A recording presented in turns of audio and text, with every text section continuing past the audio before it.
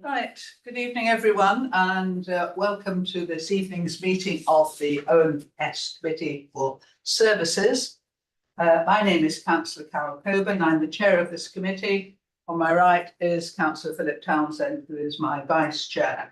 This meeting is being held in the Berries in Godalming in Committee Room 1, and it's being webcast live. The agenda was published on the 5th of September 2025. There are spare paper copies I noticed behind. It's a huge agenda in terms of physically large. It's not large in terms of content if we keep focused. So please can everybody avoid repeating things either that they're saying or anybody else. Thanks, Chris. Apologies for absence and substitution. Yes, thank you, Madam Chair. And to confirm, we've been offered apologies from Councillor Daniel Hussaini. We have apologies from Councillor Graham White, who's been substituted this evening by Councillor George Murray.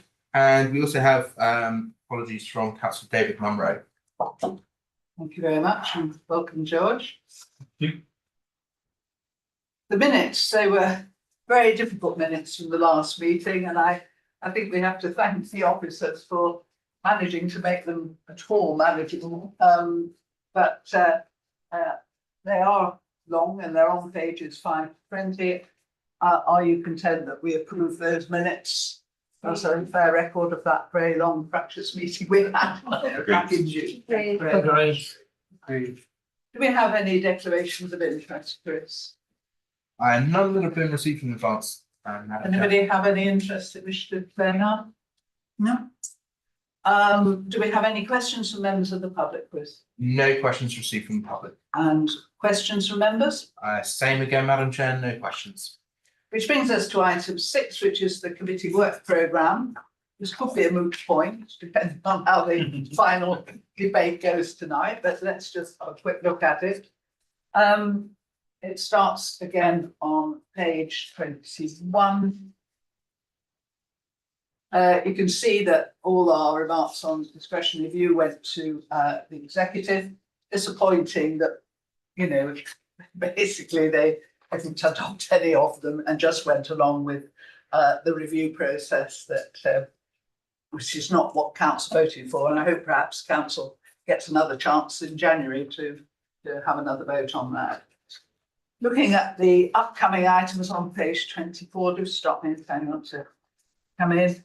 You can see what we've got tonight, the issues and options. We've got the Surrey Hills and the corporate performance with Jenny. Where Waverley Training Service slipped, that was, we hope, tonight, but actually, thank goodness, it would have been far too long. We've got the corporate performance to look at, and we've also got the item on the joint O&Ss, so it would have been a very long meeting had we had the Waverley Training Services. I don't really want to spend a great deal of money on this because I have no time on this, because I think there's a very real issue with item that's coming at the end. But as we said, oh no, it wasn't this committee, was it? Anybody who's got any items, in fact, the Surrey Hills one, I think Chris, you told me that was really David Munro, Councillor Munro, who wanted us to bring that forward. So, you know, if there are items that you would like to see on the committee work programme, please let us know. Does anybody else have any comment at the moment on the committee work programme? No, thank you. Oh, quite happy. We'll see how tonight goes. Which takes us on to item 7, which is very important, the issues and options consultation for the new Waverley local plan. Starts on page 25 if you've got paper copies, and obviously goes on. It's very long in the paper copy because of course you've got all the responses to the workshop, which we don't need to look at tonight.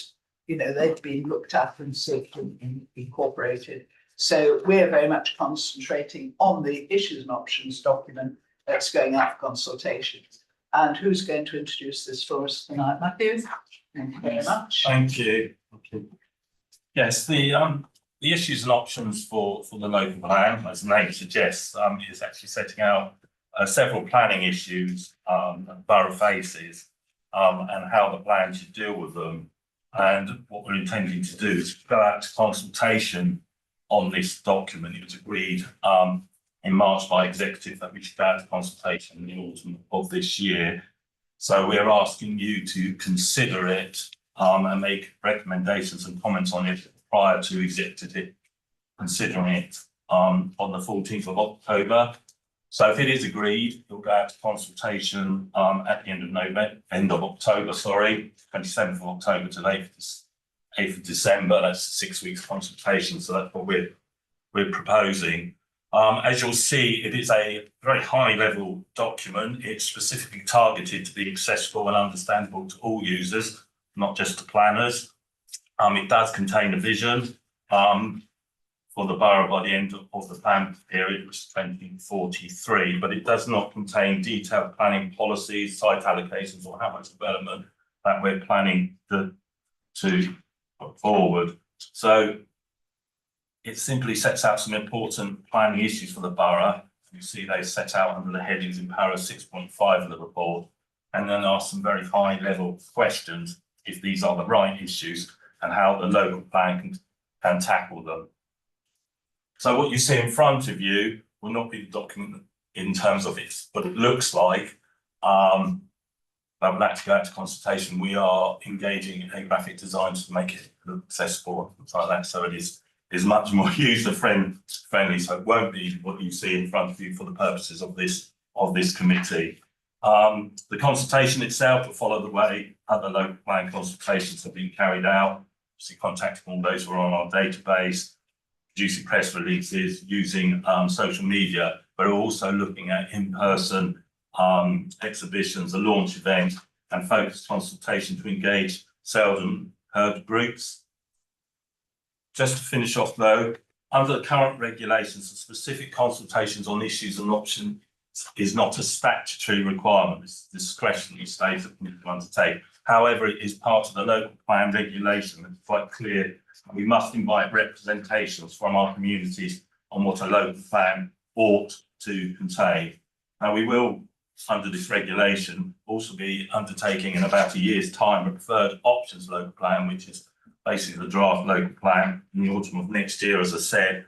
But given the significant impact on plan making that came out from the standard method, the government standard method as regard to the housing figure, it was felt it was appropriate to undertake earlier engagement. But it also built on the momentum that when we undertook the focus workshops in June of this year.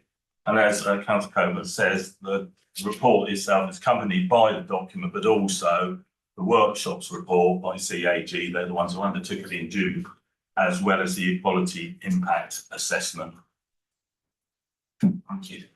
Thank you very much. So can we take this as a document? Sorry, does anybody else wish to add anything? Oh, no. Take it as we go through and sort of, interrupt as soon as you've got something you'd like to either alter or recommend or whatever.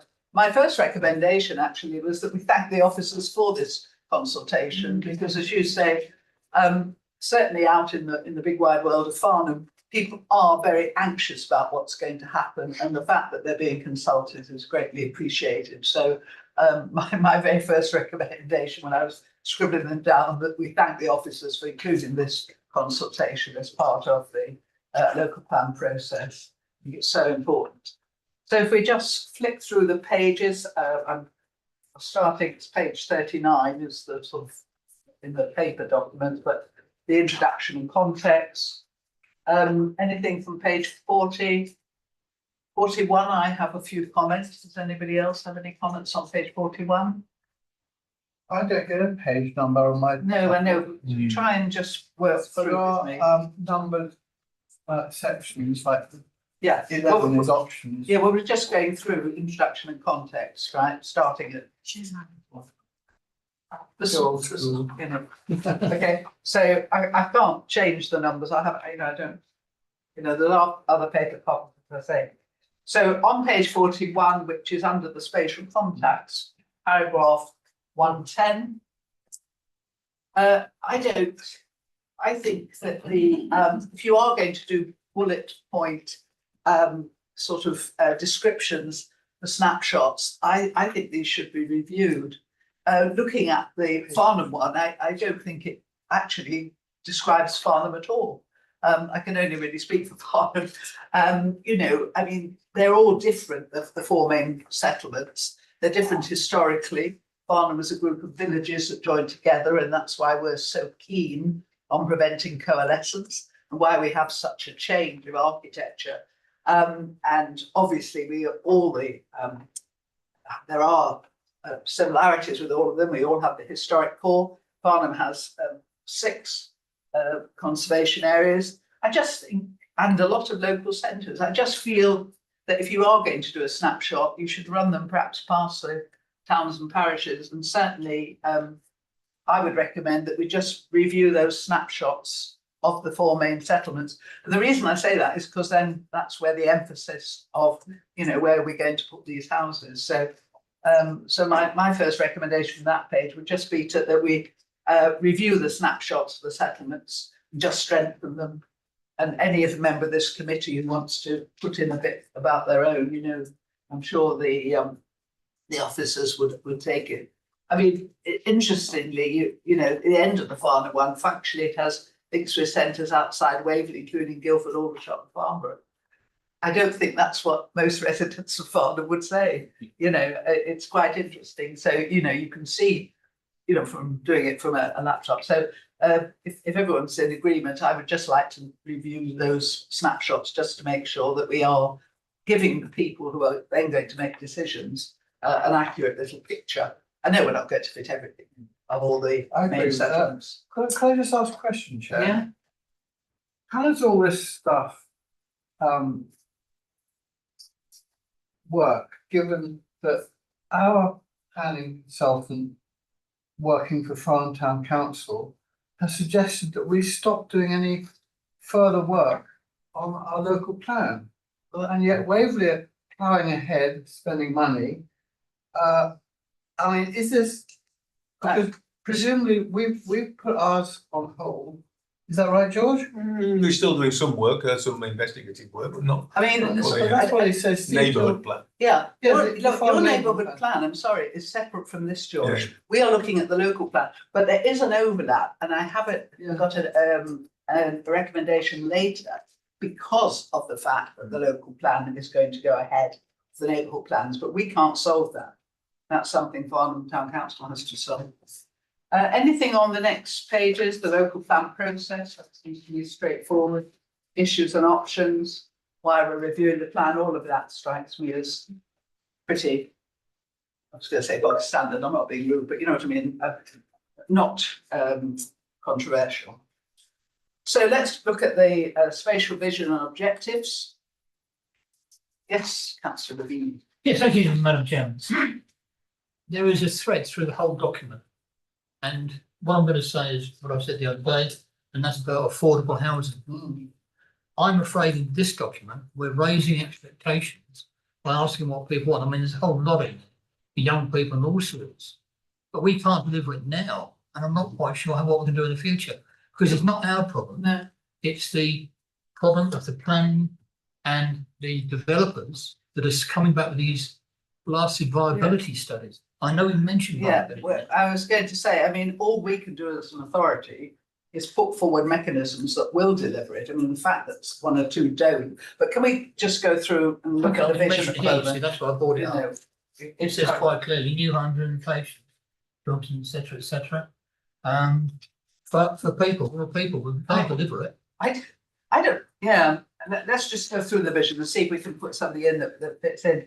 I think it's a very weak beginning. By 2043, Waverley will be a vibrant place to live, work, live. It already is, surely. I would say in 2043, Waverley remains a vibrant place. I agree. I think it looks so sort of defeatist, you know. So I think the first paragraph, yes, everyone quite sort of happy with. I have a couple of problems with the second development. One is the most sustainable locations, because we don't define that at all. But I suppose that's really the aim of every planning thing. But my real aim is with that word walkable being used in that context. We all know what it means. We all know about walkability. It doesn't make any sense in English. Communities can't be walkable. So can we just say communities will be vibrant, compact, with strong emphasis on active travel? You know, I know what you're trying to say, but it doesn't mean anything to anybody who's not a planner. And where you say then, Carol, Chair, about active travel, Cranley has B roads. It doesn't have any A roads. It's 2 miles away from an A road, and it doesn't have any railway stations where the other 3 centres do. Yeah. Yes, that's an interesting point, really, when perhaps in the snapshot, you know, we ought to emphasise the fact that there is no railway. But you're right, I mean, the most sustainable locations is difficult, and some of our options don't allow us to do that, you know, because, you know, they're just not sustainable under the definition of being able to get there by means other than the car. So, but, you know, I know we're, you know, being a bit nitpicky here. My point with 2.3, and in fact with the environmental throughout this, is we don't mention nature recovery enough. You know, we mention biodiversity, but nature recovery is just so crucial, and it fits in with what we're doing with the Surrey Hills. So anytime we write the word biodiversity and we talk about green spaces, I do really think we should be putting in the fact that, you know, we are, within our local plan, we are going to make sure that we contribute to nature recovery, as well as just increasing the biodiversity. Yes, Jim. Just sorry about that. No. Point, but could we delete that sentence? This development will deliver a wide range of new homes that will meet the needs of residents throughout their lives. That's what I've got the argument with. That Where's I don't. sorry, That's in where's- paragraph oh. 2, halfway down. Oh, it's in front of me. My problem is that if we don't get affordable, which we're not, and we can't seem to get many social housing either, how can we say, or how can we get people to talk about throughout their lives? That's my problem. Yeah, the problem is, this is our vision, you know, it's what we want to happen, not what we think might happen. And the vision has to be by definition. So perhaps the word development is the wrong one. Oh, I see, because it's coming off new development, isn't it? Yeah. Yes. Yeah. I think in terms of a vision, you know, we'd have to say that's what we want. You know, I'm sure we all want to achieve affordable homes. The fact that realistically we know it's been difficult, I don't think we can take out of a vision. Come on, aim high, John. I know. Aim high for I've this. seen a lot of these visions throughout my career. I know. We often don't make them. This is one we're not going to make. We've got 3 sort of main aims, which are obviously aligned with national policy: environmental well-being, economic and social. My argument with this is that these are not all objectives. It's the grammar that always gets me on these. To achieve the following objectives, semicolon, and then you get a whole range of grammatical phrases, and it just drives me mad, but then I'm heading. On to spatial development opportunities. Okay, how many, it's sort of all about the amount of housing, we know that, how much land, economic growth should we be putting in, all of that. Don't think anyone's got a problem with happening, just setting out my reason I go on about nature recovery on page 49, when it's talking about what the MPPF sets out, it does say, you know, plans should promote the conservation, restoration and enhancement of priority habitats, ecological networks, and the protection and recovery of priority species. So, you know, I really do think we should sort of celebrate that sentence in whatever we try to put into our local plan. Interesting, there's a bit of a crossover in this document between green belt and green land. I mean, green belt is different because it's got a function. It's not a green space like so many others. So there are times when I think, you know, we're a little bit worried about the way we use green belt, but I think for this, we can get away with that. What I do have an issue with, and do stop me if anybody wants to say anything, is with the settlement hierarchy being included in the way it has, because I don't think it's logical. We've got the settlement hierarchy that was produced by sending out questionnaires to every single settlement way back in 2010 or whatever, and produced, you know, the settlement hierarchy, which now is totally out of date. And we say it's out of date, and then we ask questions on it. And then if we go on over the other page, we talk about our approach number 1, which is not the same approach as we used in the old settlement hierarchy. Personally, I would rather you just mention the settlement hierarchy, but I can't see that asking people to comment on it is particularly useful because it's so out of date. I mean, the fact that, you know, somebody should move from one, we don't even know whether these categories are worth using because we haven't tested them. And when the other thing that worries me a little bit, if you look at approach 1,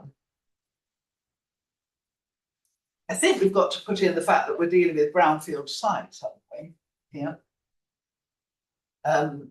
In approach 1, because approach 2 mentions other sustainably located brownfield sites. So I'm assuming in approach 1, we're looking very much at brownfield sites. And what worries me a little bit about these approaches, I would go, you know, personally, if I were writing this document again, which I'm not, but I would take out the questions. I would mention the current settlement hierarchy. It's relevant, it's there. But then I would go straight on to how can we plan for growth? And the way we're going to plan for growth is not doing what we did 13 years ago or whatever. It's about looking at the land available. And we haven't got, unless, correct me if I'm wrong, we haven't got any grey belt land defined yet, have we?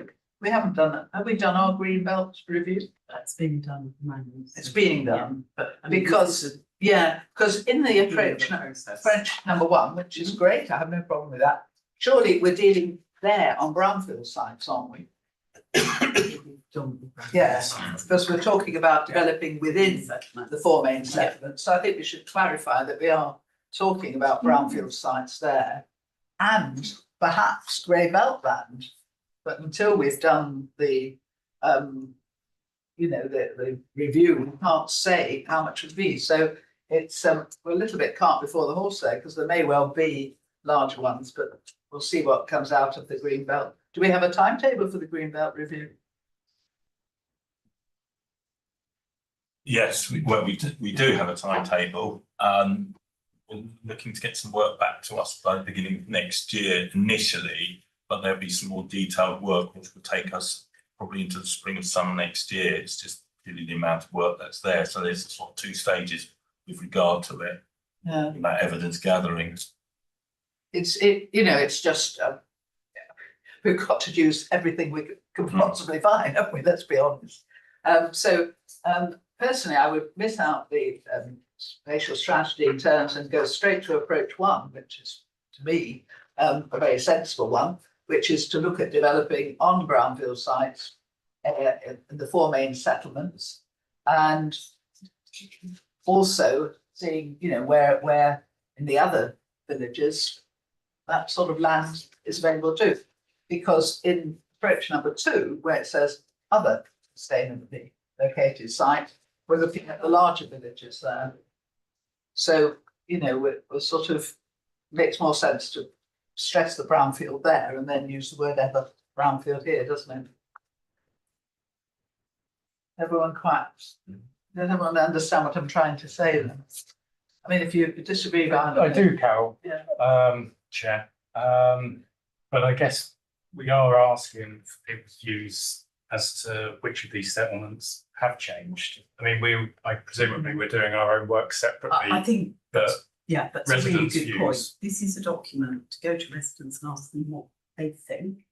Doing an evidence base by professional who will give us those assessments as a separate piece. So I think we do need to remember that this is for, you know, and I'm sure there'll be professional agents and things that will engage in this, but ultimately this is aimed at our public. And some of the terms like grey belt might not be. Well, so well, I don't see why you've got approach 1 then. I don't, you know, if that's not an approach, what is it for?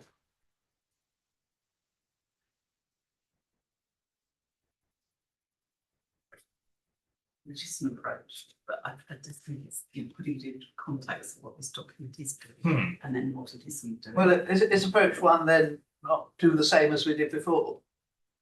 And approach 2, look at the brownfield now. I mean, I don't agree with that, but I mean, is that not what you're suggesting? If they're, you know, logically, I mean, why would you comment on the old spatial strategy if it's not an option? Because this is, you know, I guess it would be a useful exercise to find out whether the residents of Oldfold, for example, think they are a rural community with limited services, or if they think they're a rural community with no services. yeah, And it is for residents. So, Chair, yeah. strikes me, you know, there's sort of generalized terminology in here. The reuse of previously developed land, which would help support the vitality of the four main settlements. It's all very kind of woolly stuff. And what Councillor Rubini referred to earlier about affordable housing, that to me is like the elephant in the room, because if we don't create a strategy within this plan to do something to help low-income families, to help young people, town workers, to be able to afford to live within the four main settlements of this borough, then we're missing out on it. We're missing an opportunity to put something in. And something that would be, if I may finish, something that would be more robust against developers playing the system. Yeah, no, I don't disagree with you at all. But But why this aren't is, we doing it? well, because this is an issues and options. We're asking the people to look at where we could put houses, where they would prefer houses to go. That's what this is about, and the issues that are around that. So, you know, so basically we're giving them a choice of options for where housing should go. We're giving them the pros and the cons, and then the questions are very general, you know, to enable them to say exactly what they want to say. I mean, I'll give you an example. A couple of years ago, came before planning and licensing advisory group at Farnham, somebody who had some land near Runfold, and wanted to put affordable housing on it, and had actually talked to a developer who was prepared to build the type of units that would accommodate single people, couples, low-income people. But that was actually ruled out because it wasn't considered a sustainable location, because it wasn't on a bus route. And yet literally a few hundred yards away, we were giving planning permission for traveller sites. Again, you could say not sustainable, but we all know they have huge, great big four-wheel drives to get around in, so they don't need buses.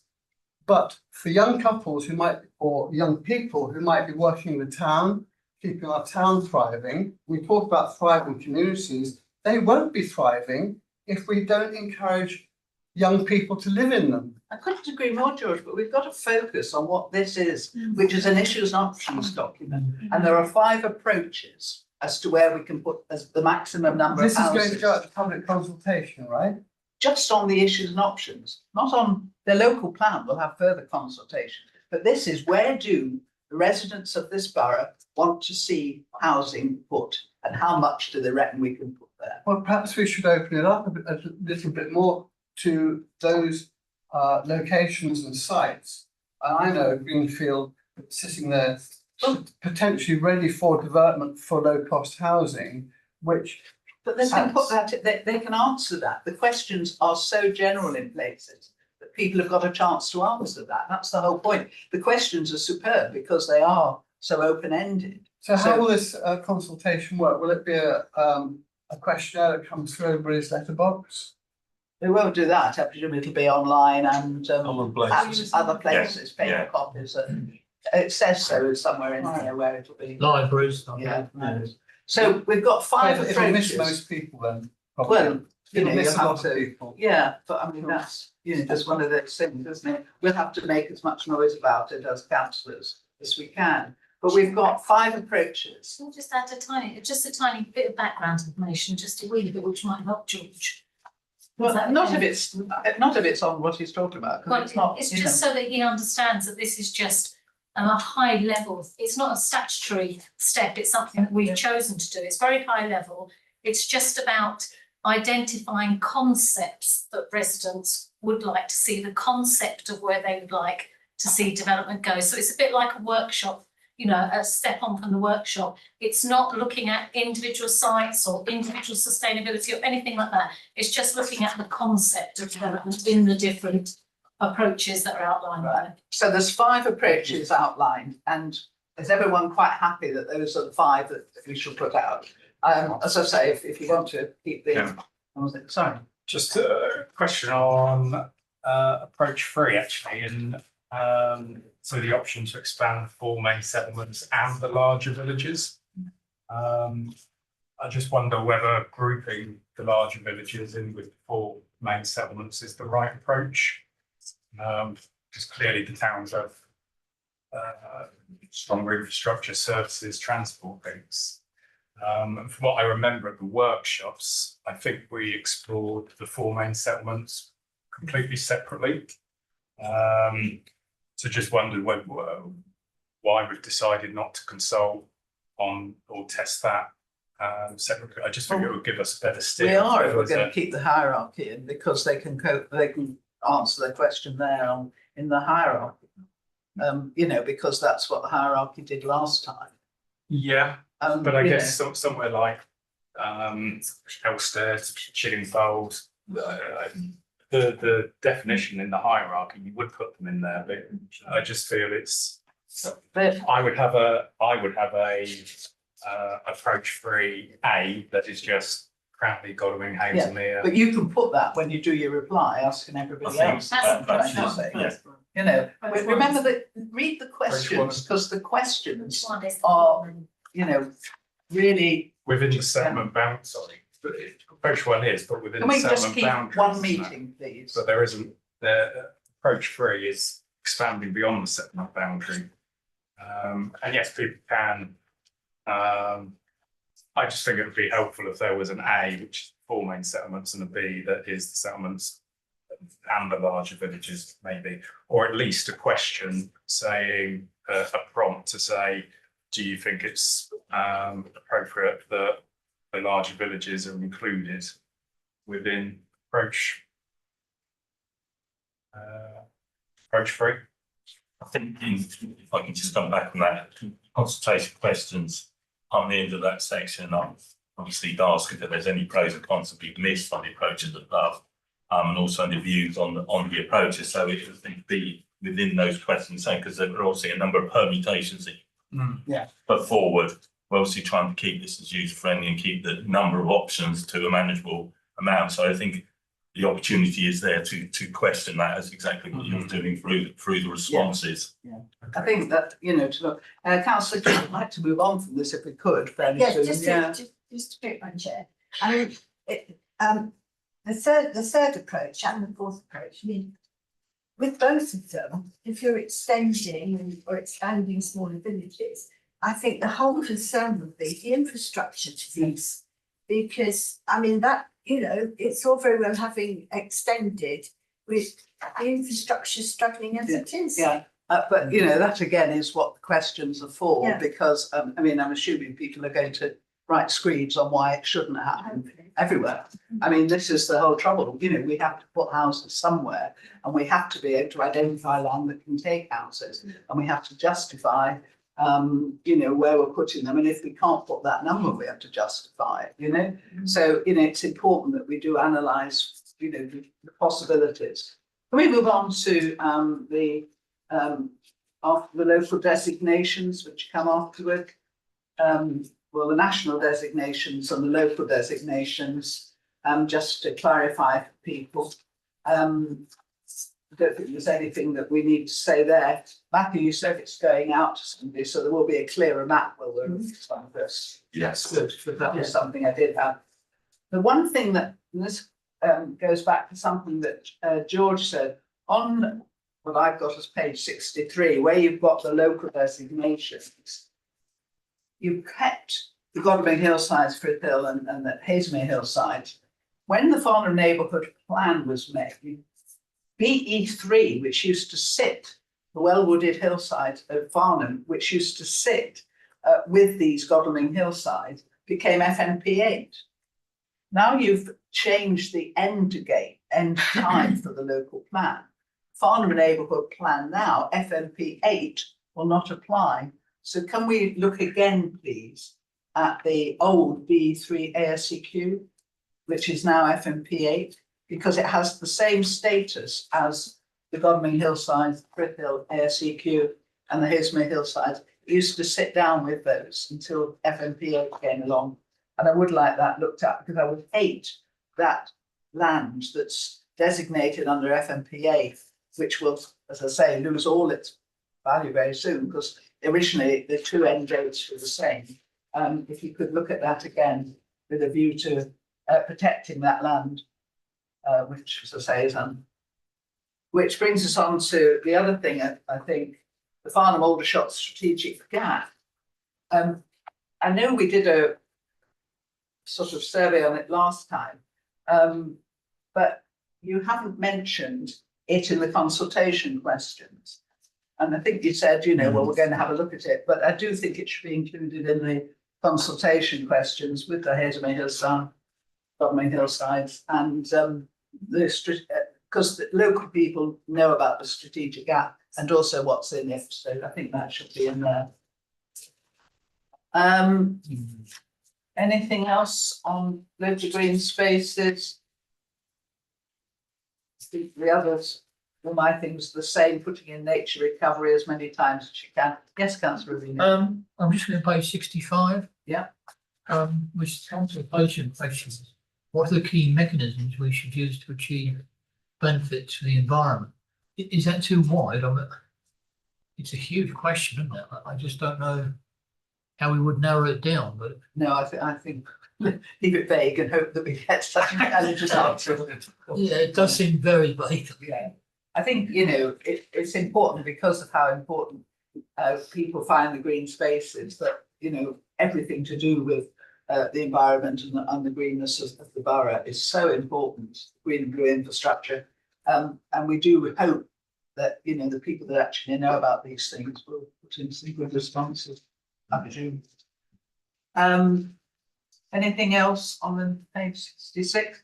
The historic environment doesn't get much of a mention, it only gets a paragraph, but let's hope, again, all the people who care about these things answer these. And then we get on to our decent homes, which is always the difficult one. I don't like sloppy language. On page 67, it says housing is a basic human right. It isn't a basic human right. I mean, if you're going to use the word human right, get it right. It's a basic human need.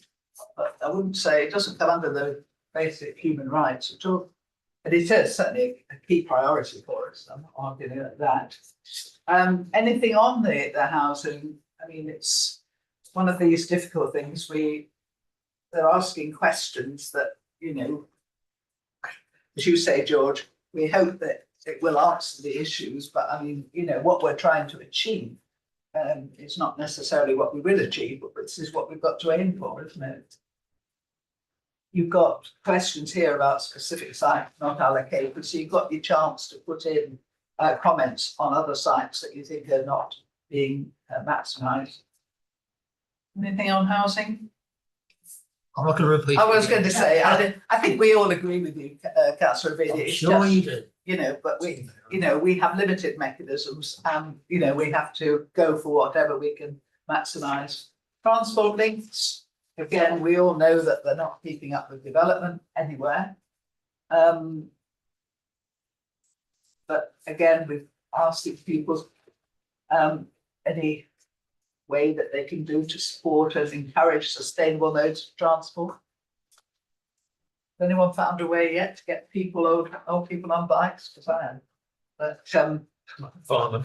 I'm an old person on a bike. good for you. 9 Hazelwood, it's too hilly. That's a big Yes, but I looked at this, you know, getting people on bikes and what have you. I'm afraid to say if they took their bike around Hasmere, it'd be a death trap because the roads are too narrow.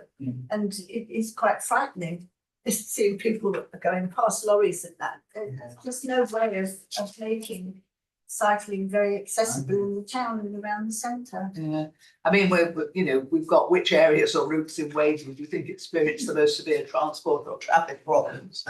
And they need a big bit of paper on you for that answer.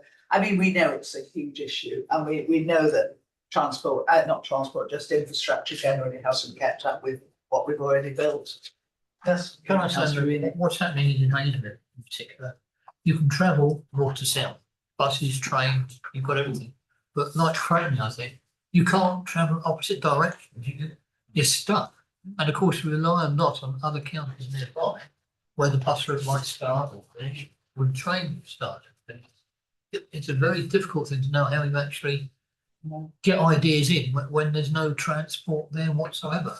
No, it is difficult, and I mean, transport, all these infrastructure matters are so difficult, and the public speaks perfectly good sense, but we can't deliver it, or it never gets to them, put it that way. But we can only aim for it, which is the whole point of things we're going out to. And we hope that somebody will come along. The thriving economy, this is so important again to us. Interesting that there's quite an emphasis on what you call the local centres here.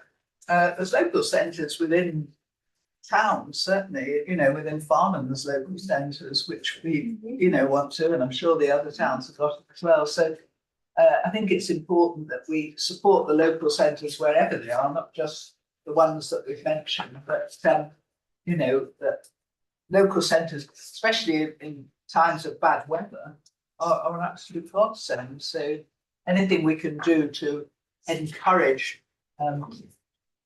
shopping locally and supporting local centres, whether it's obviously you've got the town centres, but also these local centres in the smaller villages, but also in the towns on the outskirts of the towns. Yeah.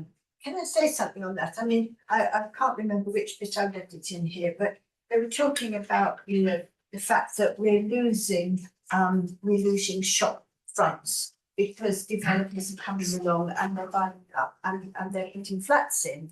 And, the whole point is that you've got areas where the shops are just closing, nothing comes back, and then suddenly you've got a pair of flats in there or something. But that's not helpful to getting people employment or keeping them in the area where they live, because they've got to go further afield to get employment. And, the developers seem to have the upper hand on this, really, because in Hazelmere we have a really, really nice large shop, which has turned into 4 flats. So immediately, you've lost that. They've got another one that the chap's thinking about putting housing in. And it's destroying our high streets, basically. Yes, is there a specific sort of question that asks people for advice on that? Because we've been through this so often in sort of planning, and also trying to sort of see whether we could protect, the shop frontages for retail use, and we've come up with all sorts of problems. I think people would flag that up. I know it's an issue. I think one of our issues as a council, and I'm sure it's as residents as well, is that if we're not careful, we can see town centres being repurposed gradually, but without any control. So you're going to end up with something very unbalanced. And in something like Farnham at the moment, we could end up with a lot of greenfield development on the outskirts and deserts in the inside, because the cost of developing those brownfield sites is prohibitive. And, what are we going to do to incentivise? What can we do to incentivise, maximising the brownfield sites within our towns? It's going to be a huge issue. That's exactly what happened at the last planning meeting. Exactly that. Oh, the central one. Yeah. It just couldn't be sustainable Yeah. with affordable housing. No. And, this is a real problem. And I think this is where the local plan has to almost turn into what we used to do in the olden days of town planning. If we've got any powers that we can use, we should see what we can do. Also, we need, so in fact, what you're doing, you're separating into two halves. Yeah. So straight away, you know, retailers are not going to start going past flats. If you're not careful, you killed the retail trade on one half of that. I think just to just to give some advice on that, I think the challenge we've got is that what is now heated development is so extensive that whereas we've all been used to local plans that seem to protect retail and retail frontages, that's almost been blown out of the water by the government relaxing what does and doesn't require planning permission. And obviously our local plan can't have policies to try to protect something that doesn't require planning permission in the first place. So I think you have got some challenges around that, that we really acknowledged. But I guess we just need to be mindful of the type of questions we ask. Yes, Yeah, I mean, they are all, yeah. The questions, there are questions which are specifically about how we prioritise our town centres, keeping them vibrant and active. I think it's questions 46 onwards. Yeah. So that there are ones there to get responses from the public about how they see their town centres moving forward, given changes that have obviously taken place in 10 years. So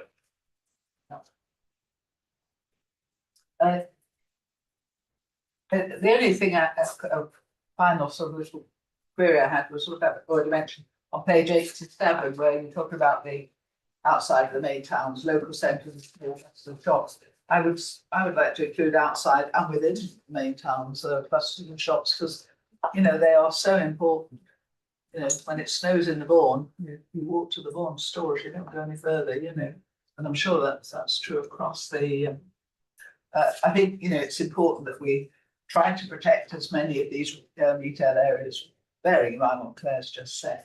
Does anybody else have any problems with what's there? Yes, Sorry. The only thing I didn't notice was finance. You know, a lot of my local shops are very concerned about business rates, etc. I don't know whether there's anything in here that I don't think that's included in issues and options. I mean, we it's an issue, collect, but- don't we? It's something Yeah. that we are seeing Yeah. as. But- He's putting cafes out All cafe down. in Hazelmead. Yeah, Oh, we are. but, aren't we? yeah, but you know, I think we can only, this is. yeah, I was going to say, you know, So whilst you I'd like just to keep- promise everything. yeah, I know. yeah, let's. I only raised it as a Just problem. Keep to planning. Yeah. Councillor Hatch. Well, I was just going to say, I think it's inevitable that towns like Farnham, for example, perhaps Hazelmere, they are going to change. They are changing.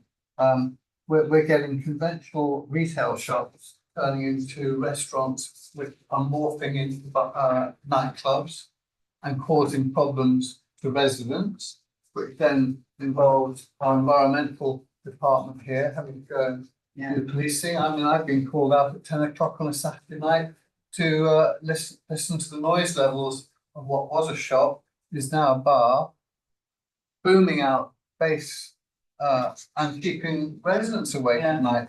So we're going to have a lot of challenges, but I think it's inevitable.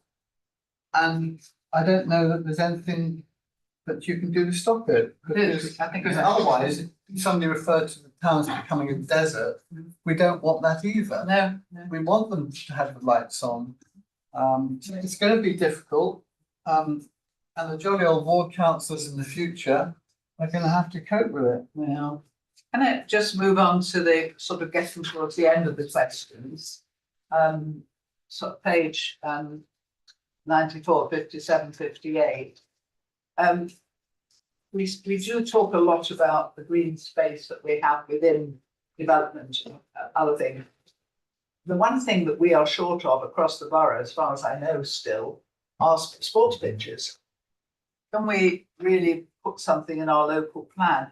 Is there a minimum amount we should be putting in for the population? We used to have that in our playing pitch strategy. We used to have, there was a sort of an amount that of playing pitches per whatever 1,000 people or whatever, because I can't see any stress anywhere on playing pitches. And I do think, you know, these little laps and leaps which drive me mad, especially when they're next to a recreation ground, I just think they're a total waste of space, but we put those in. But really and truly, playing pitches, you know, place for kids to go and kick the ball around is a lot more valuable in many ways. So anywhere we can put in the sport provision in terms of green, I think we should, in terms of playing pitches. So we've got question 58A, Yeah. place. That's where I've added it, yeah. Okay, I- I'm suggesting that maybe that's. Yeah, I just think we should stress, we're talking about sport pitches because, you know, I mean, it is a large amount of land, but it's something I think we should be looking to achieve if we can. Yeah. Because we've got all these extra families coming in and they all need to kick a ball around. A lot of them do. How does that actually translate into action? You know, Monkton Lane, scrap land, bordering the main road, landlocked. We've been trying to get that for pitches for the Farmtown Football Club youth teams for the last 4 years. Yeah. Not happened yet. And if we're not careful, it'll go down the Swanee because this council will be dissolved, it'll become a unitary, it'll be at the bottom of their priorities, and it won't happen. And so you need some kind of impetus, something to make it happen. You know, it's all very fine and well to have these kind of generalized aspirations, but if there's nothing to make it happen. Well, if there's a minimum size, I mean, if we have got in our policy somewhere a minimum size, you know, I mean, per thousand, which we certainly have had in our strategies before, then, and I know we quoted them in the neighbourhood plan, so, you know, it's that sort of thing we can only do is put in and say, you know, that we want land available, and people have got land. I mean, it's whether or not they put it available, but yeah, I mean, we still have to go for it, I think, because I think it's important for the future. No, Yeah, sorry, I really want to finish by 8. yeah, but I want to get the question out. Yeah. In Hazelden, we have got a lot of sports facilities on Queen Anne. My question would be centred if we take into consideration, there's nothing here again, about the bordering areas, because we rely a lot on some of the Hampshire fields, some of the Sussex fields. We share with them. They give us money in grant, we give them money in grant. I'm not sure it should come in this document. I raised the question though, whether we should be looking at the borders up, because do the questionnaires go there? Because they may well pick them up and answer. So maybe if I can just help a little bit. So this is a very high level as we all agree. No, I'm sorry. What we'll be doing is a play pitch strategy. So that's a very, very scripted way we do that work. It will be done by consultants and they will talk to all the major sports bodies to say, what have you got? What do you need? What's working, not working, etc., etc., and that will then begin to inform policies that begin to come forward. And that would include the neighbouring. It will look across the broader area. We used to have them. I mean, it's not Yeah, something and new. you Yeah. update them on a. Anything else anyone wants to say? Can we move on? Yes. Very quickly. Yeah. Just, I know this isn't the final formatted version that will go out to residents, but in any communication, I think we have to be crystal clear that people aren't expected to necessarily answer all 65 questions. No ordinary resident would do that. I don't know how you do that. They never do, fortunately. It's got enough sense. It's are the ones I that. know, but a lot of people will see it and think, I'm not doing this. But and following on for that, we must make sure, you should say that everybody, you know, that we tell as many people as possible what we're doing and why we're doing it, so that, you know, it gets out widely. And interesting, you should mention that, because my final comment was that there was no evidence for sports facilities in the evidence base. That's just on the little bit. So I will cross that recommendation off. Everyone had their say. I mean, Just a question, so Yeah, when we sure. send it out and, you know, we market it and say, this is happening, give us your view. What's the benefit for people to give us their view? So how likely is it that anything will be right, implemented? most people out there are terrified of where we're going to put the amount of housing we've been given. And they want to have a say in where it goes, because last time they had a say, and they all had a say, but you know, it's frightening. And the amount we've got now doubly frightening. So believe you me, people will want to have a comment. And you tell them, you know, this is about the future of your borough, the future of your ward, your town, your area, you know, however small we give a bit, because it's so important that we get this right. Because if we don't, I mean, at the moment, we don't have a great deal of control. And, you know, people are terrified of what's going to happen to their local area. And I think, you know, I don't think there'll be too much of a problem actually getting responses. You know, I think people do want to have a say on this, because they all know we've got thousands. I mean, you know, they don't know where they're going any more than we do at the moment. Can I just ask, I know that you're saying you're doing this online and that, but last time there was a consultation on the local plan. There was, you know, a big meeting in the Hazelin Hall, and people were coming in with sticking their post-it notes on all, and is that going to happen? Is that going to happen? Because that was so well attended. I don't recall the Hazelin Hall one, forgive me though, if I. So what we're going to do at the moment, Hazelwood. yeah, what our plan is at the moment, we're just trying to scope it out, is to do some face-to-face consultations. We're thinking that we'll run them in the leisure centres, because it'll be reasonably warm there, and we're not particularly, we decided on balance, keen to stand in the high street for 5 or 6 hours at the end of November. So that's our plan at the moment. We're thinking that we'll probably do, and again, this is still, we're still thinking about this, but we think we'll probably do the last 2 Saturdays in November and try and run sort of two in parallel. So, you know, have some officers in, for example, Farnham, and at the same time have other officers in Hazelwood. So it will be quite similar to, if you're talking about the Hazelin Way Centre, Hazelway, yeah. where we all turned up and we chatted through, that's exactly what. But it was very busy. And Yeah, people were desperate to absolutely. know We what also was went to going some on. of the car parks on another one, so it's on that line, although the weather obviously is going to be much more inclement than it's these for the leisure centres. If that happens. Yeah, leisure centres, don't forget the maltings, that's much better from your point of view. Got better seats, better coffee. So we're just trying to scope that out. Just throwing that in. Yeah. Right, can we move on to another item? Thank the officers, thank you very much. I'll send the recommendations. I'm sure Chris has been he's still with us. There's a lot of comments that I've collected, and Yeah, perhaps I'm gonna we'll get together and consummate them. Yeah. Put them all together, compile them all into a document. we're with you, Chris, all the way. So we'll get those recommendations regularised and sent over. Thank you very much indeed. It's a, as you say, a high level consultation, but so important. And if people just say nothing in Elstead, at least we know that there's one person who doesn't want anything in Elstead, you know, I mean, you know, we're going to get a range of views, we know that. On then to item 8, the Surrey Hills National Landscape Management Plan. Excuse me, Chair. This is a very different plan, because it's a very different, from our point of view, it's a very different effect on what we're trying to achieve. The issues and options we're trying to achieve information on which to build the local plan. This is totally different. This we have seen the Waverley response to it. It's attached in the document, so I hope you've seen it. So is it you again, Claire, and Olivia? You would be going to present, starting this. Yes, the current management plan for the Surrey Hills National Landscape was adopted by the council in October of 2019, and that covered the period from 2020 to 2025. The Countryside and Rights of Way Act requires local authorities and conservation boards to produce management plans for the national landscape in their areas and review them every 5 years.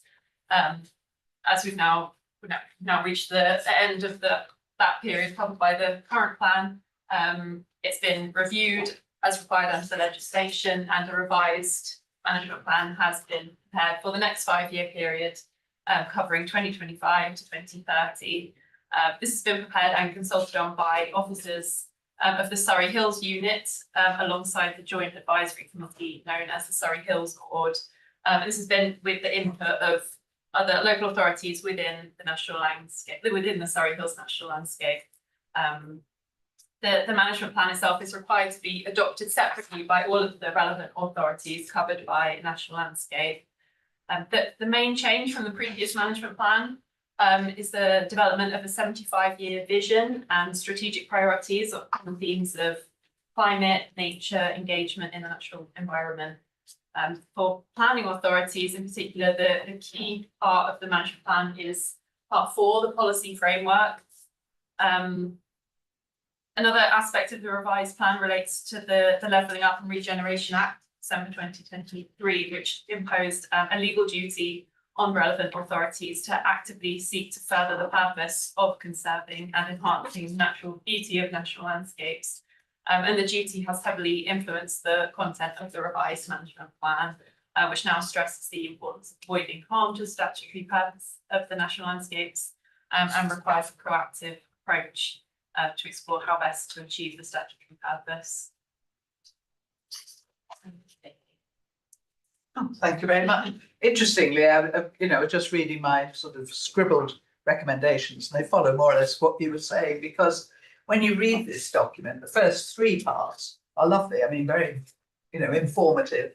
And those of us, I don't know how many people around this table actually worked on the extension and, put in their 2 penneth and their photographs and whatever.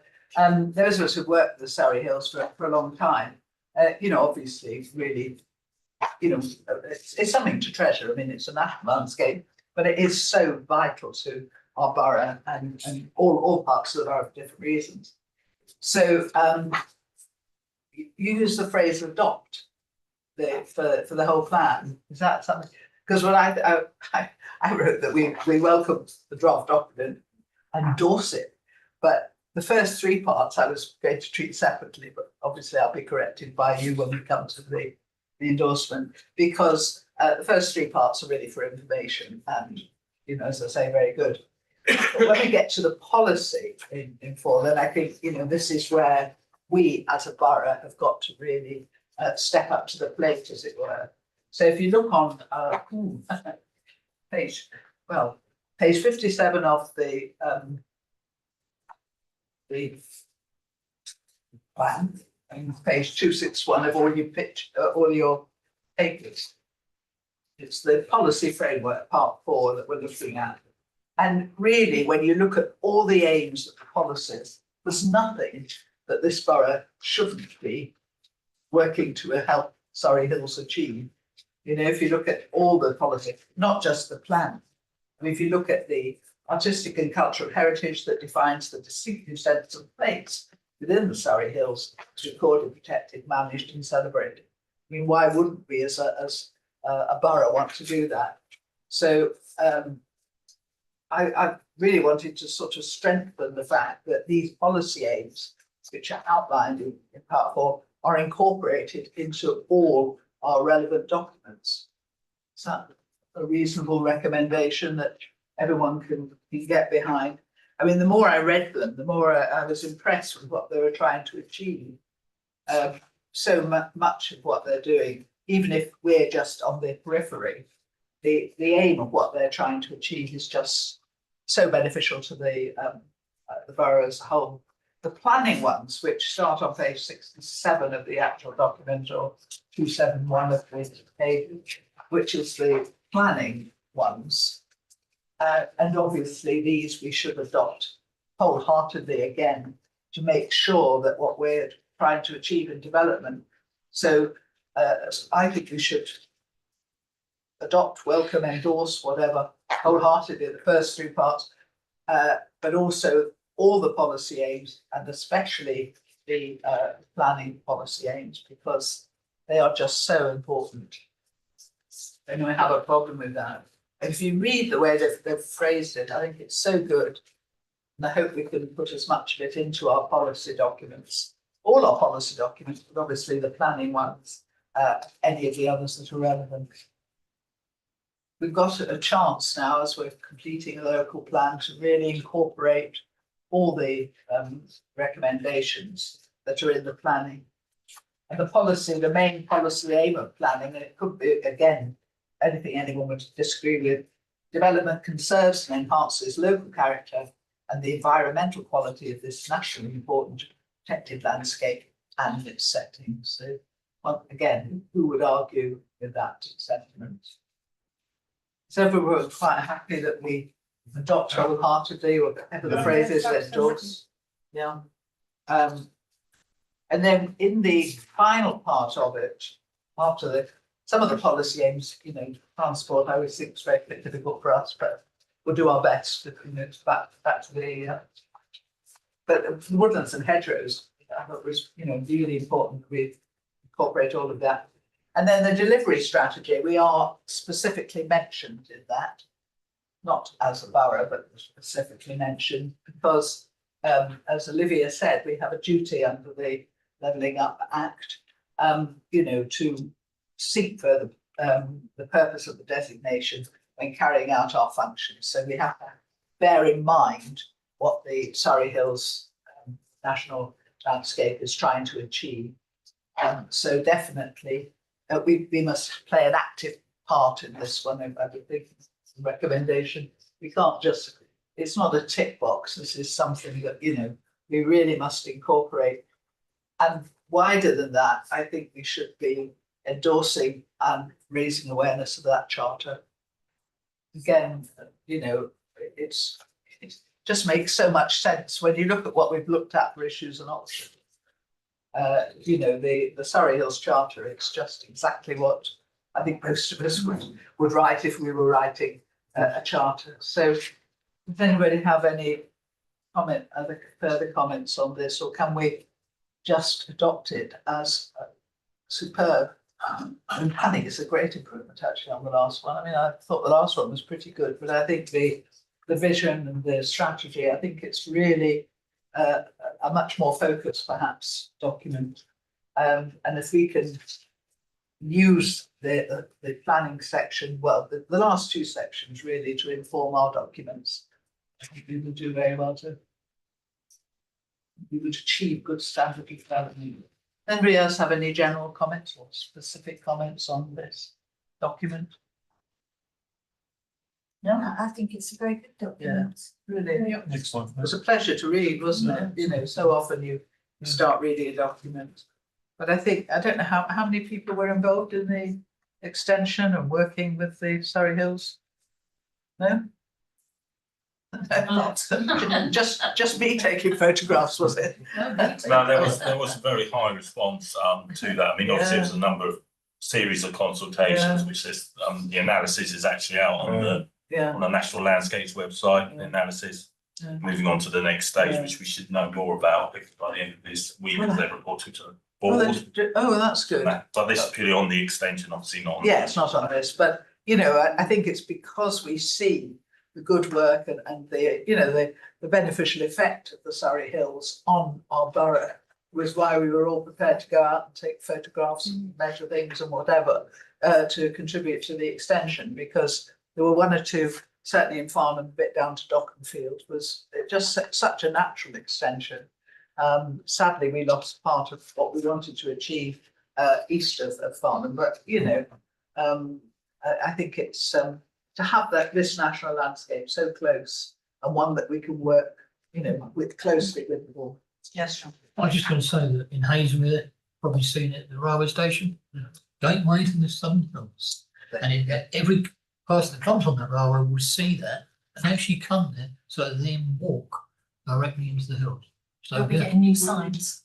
Yeah. We'll be getting new signs. Good. I've just Anything, please. So, Promote it. I think the interesting thing about that is people come off the train and they're stopping people in the street and saying, how do we get to here and how do we get to there? Because they've arrived, they don't know quite where they're going. And so we point them to a cafe. So getting new signs, that's a promise. Excellent. Councillor Murray?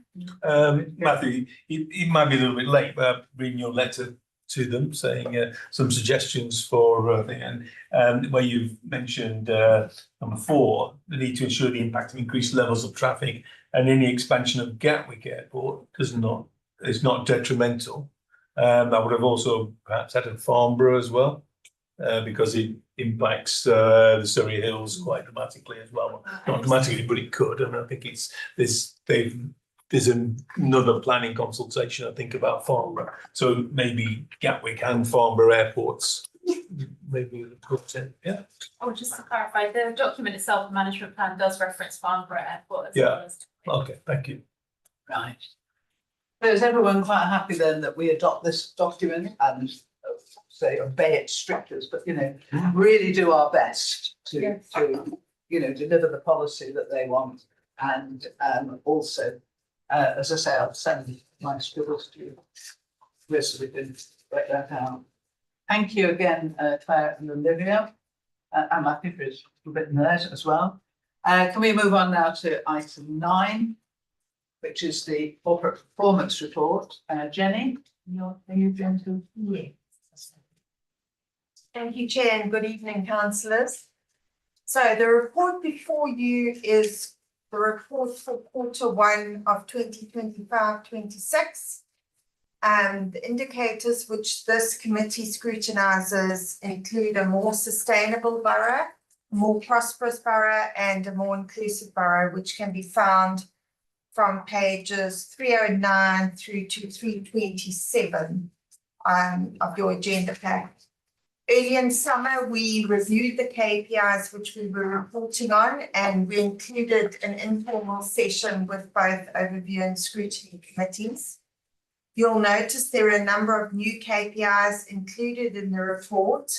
There are a few KPIs which we still hope to include in a future version of these reports. Some of these include air quality, biodiversity, and carbon footprint.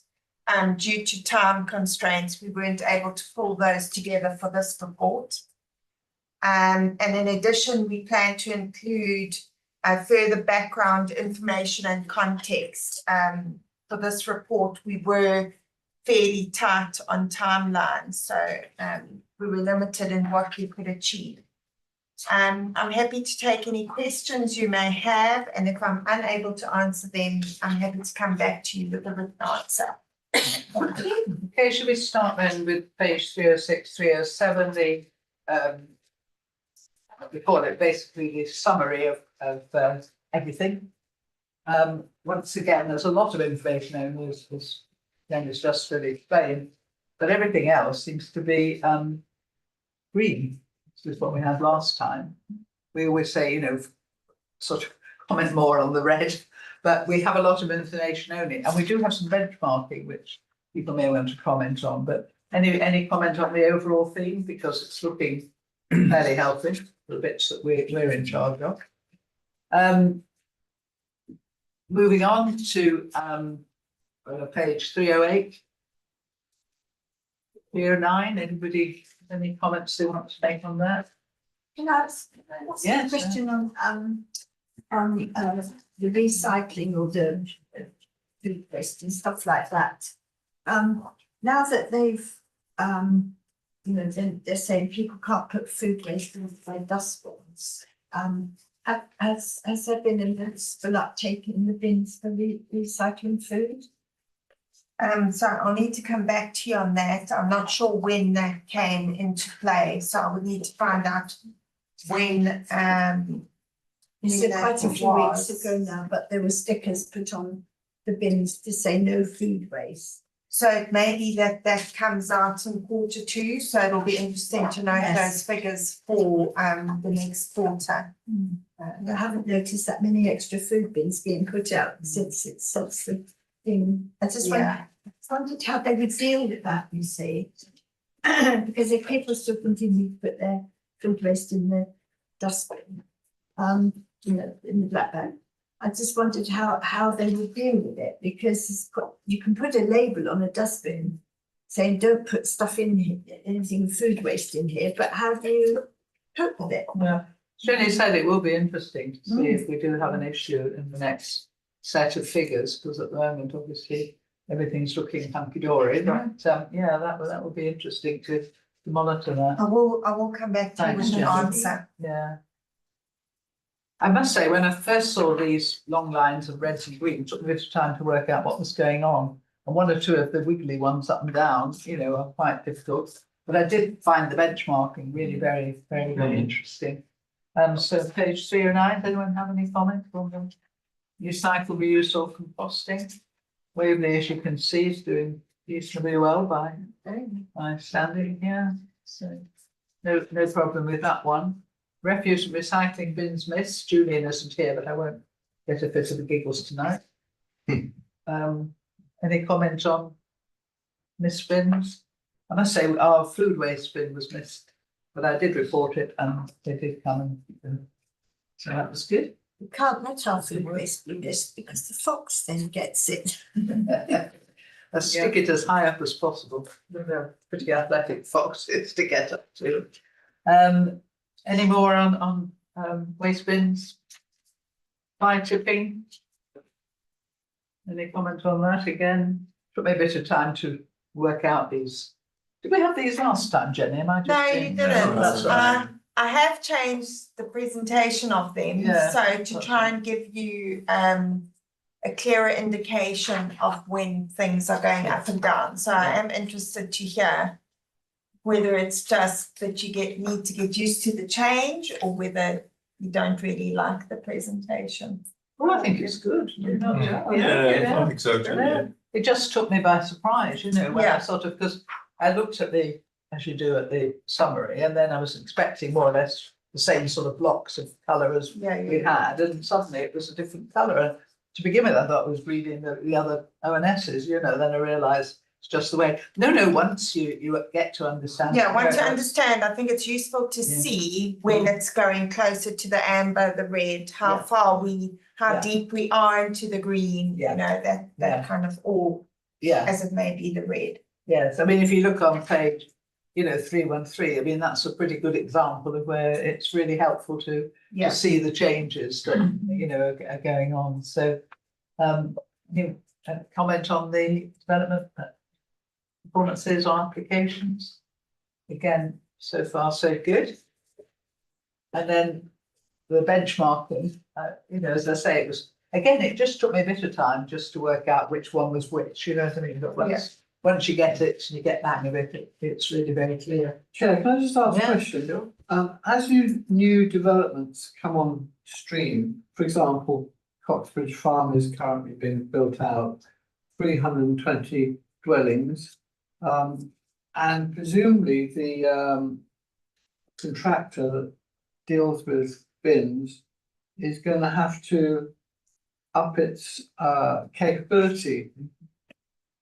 Is that all kind of built into the contract with BIFA? Yes, So it that- must be because they always do it. Because it's quite a considerable additional loading on them Yeah. as these develop. I can think of all the developments around the town which are either being built out now, Yeah. have recently been built out, and they're having to increase their manpower, which could be quite a struggle. Yeah. Bring in new trucks Yeah. and all that. So it's quite an interesting demand on them. It is. I've always thought, they're the ones, because they have to get the new names, so they often know the new names of these developments before we do, because, to get the contracts and change. So Claire, so do you liaise with with Julian's department Yeah, saying, yeah, okay, yeah, well, so we this work- is where they are, different phases, and this is going to open a. Well, whatever. sort of way before that. Yeah, we'll be yeah, I imagine. liaising when we prepare the plan to say this is the quantum of development, therefore this is the number of dwellings, therefore you need to think about your infrastructure as a team moving forward so that you can accommodate. Yeah, so There you yes. go. I thought you would. But it is amazing how they, do take these things on, because we do say, it's a huge number. Well, Yeah. take Farnham and, it's only one part of the road. It all happens, doesn't it? Yeah. Development performance appeals, page 216, any comment again? Here we see, if you look on page, the enforcement one on 317, you can see starting in the right and going up, getting a little bit close, but then going up again. So yeah, it is really, very interesting watching that change. No, I think this is good, Jenny. Really good. Any comments to say? This, I have to say, page 318 nearly floored me. This was so different. You're just keeping us on our toes, aren't you, really? So making us. Yeah, so I think part of this, there is a lot more and a more prosperous borough, which is really exciting, good. And I do know that they're going to be tweaking it even further, hopefully by the next quarter, to give you more information, especially around something like vacancy rates, knowing the number of shops that are vacant doesn't tell you all that much. It depends how long they've been vacant for, how large the shops are, so, but as I mentioned, we were limited on time, so Chair, can I ask a question? Just going back a bit, when we've got a category that's either amber or red, what does that trigger within the relevant council department to address that issue? For example, as I said, just going back a little bit, housing repairs completed on time, tenant satisfaction. You've got amber and red there, so you know, red for tenant satisfaction. That suggests to me you've got quite a few tenants who are not happy in some way or other.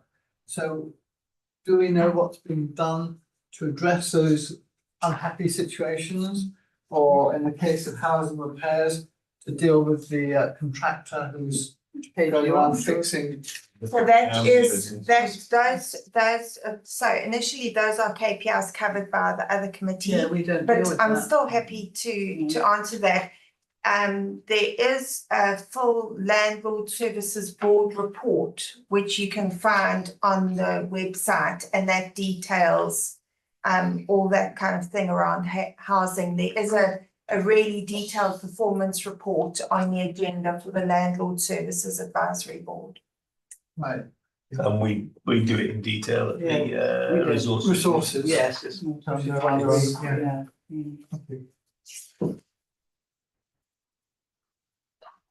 But once you get into decent and affordable homes, that sort of thing, it's beyond our pay grade. Any other comment? Alan said, I thought it said football when I first read it.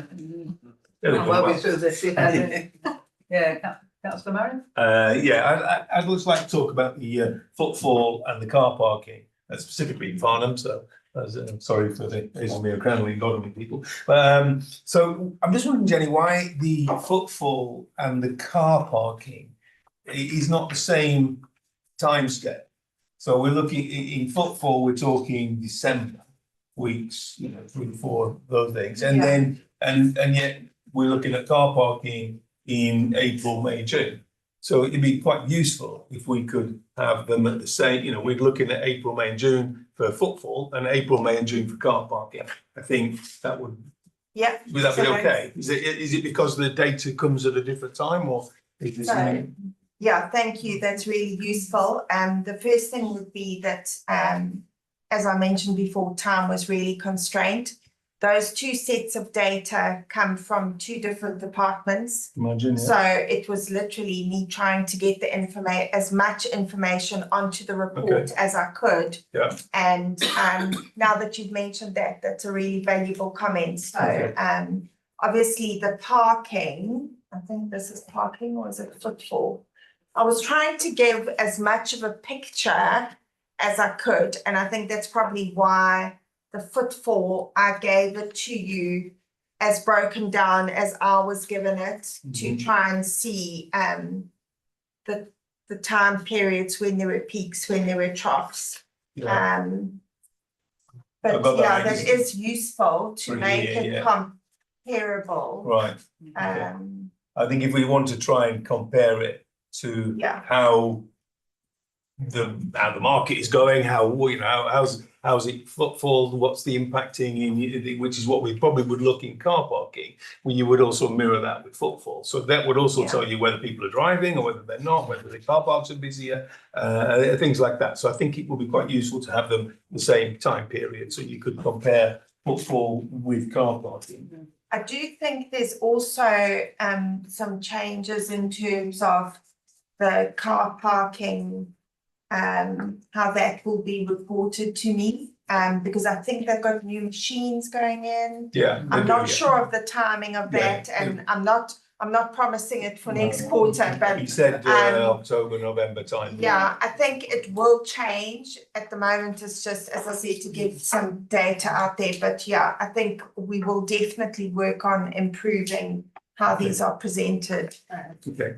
Could I ask another question, Yeah. Chair, would you mind? This is specifically about car parking. And there's been quite a bit of discussion in Farnham with the bid and various other things about what the impact of car parking with the FIP and what's been happening with the businesses asking questions. I think also the Brightwell's car park being free has had an impact as well. But if we look at on the Farnham parking, the number of tickets, which is on page 322, the scale, there's a value of the tickets, which is obviously about the revenue, which is quite close. But that's because prices went up in May.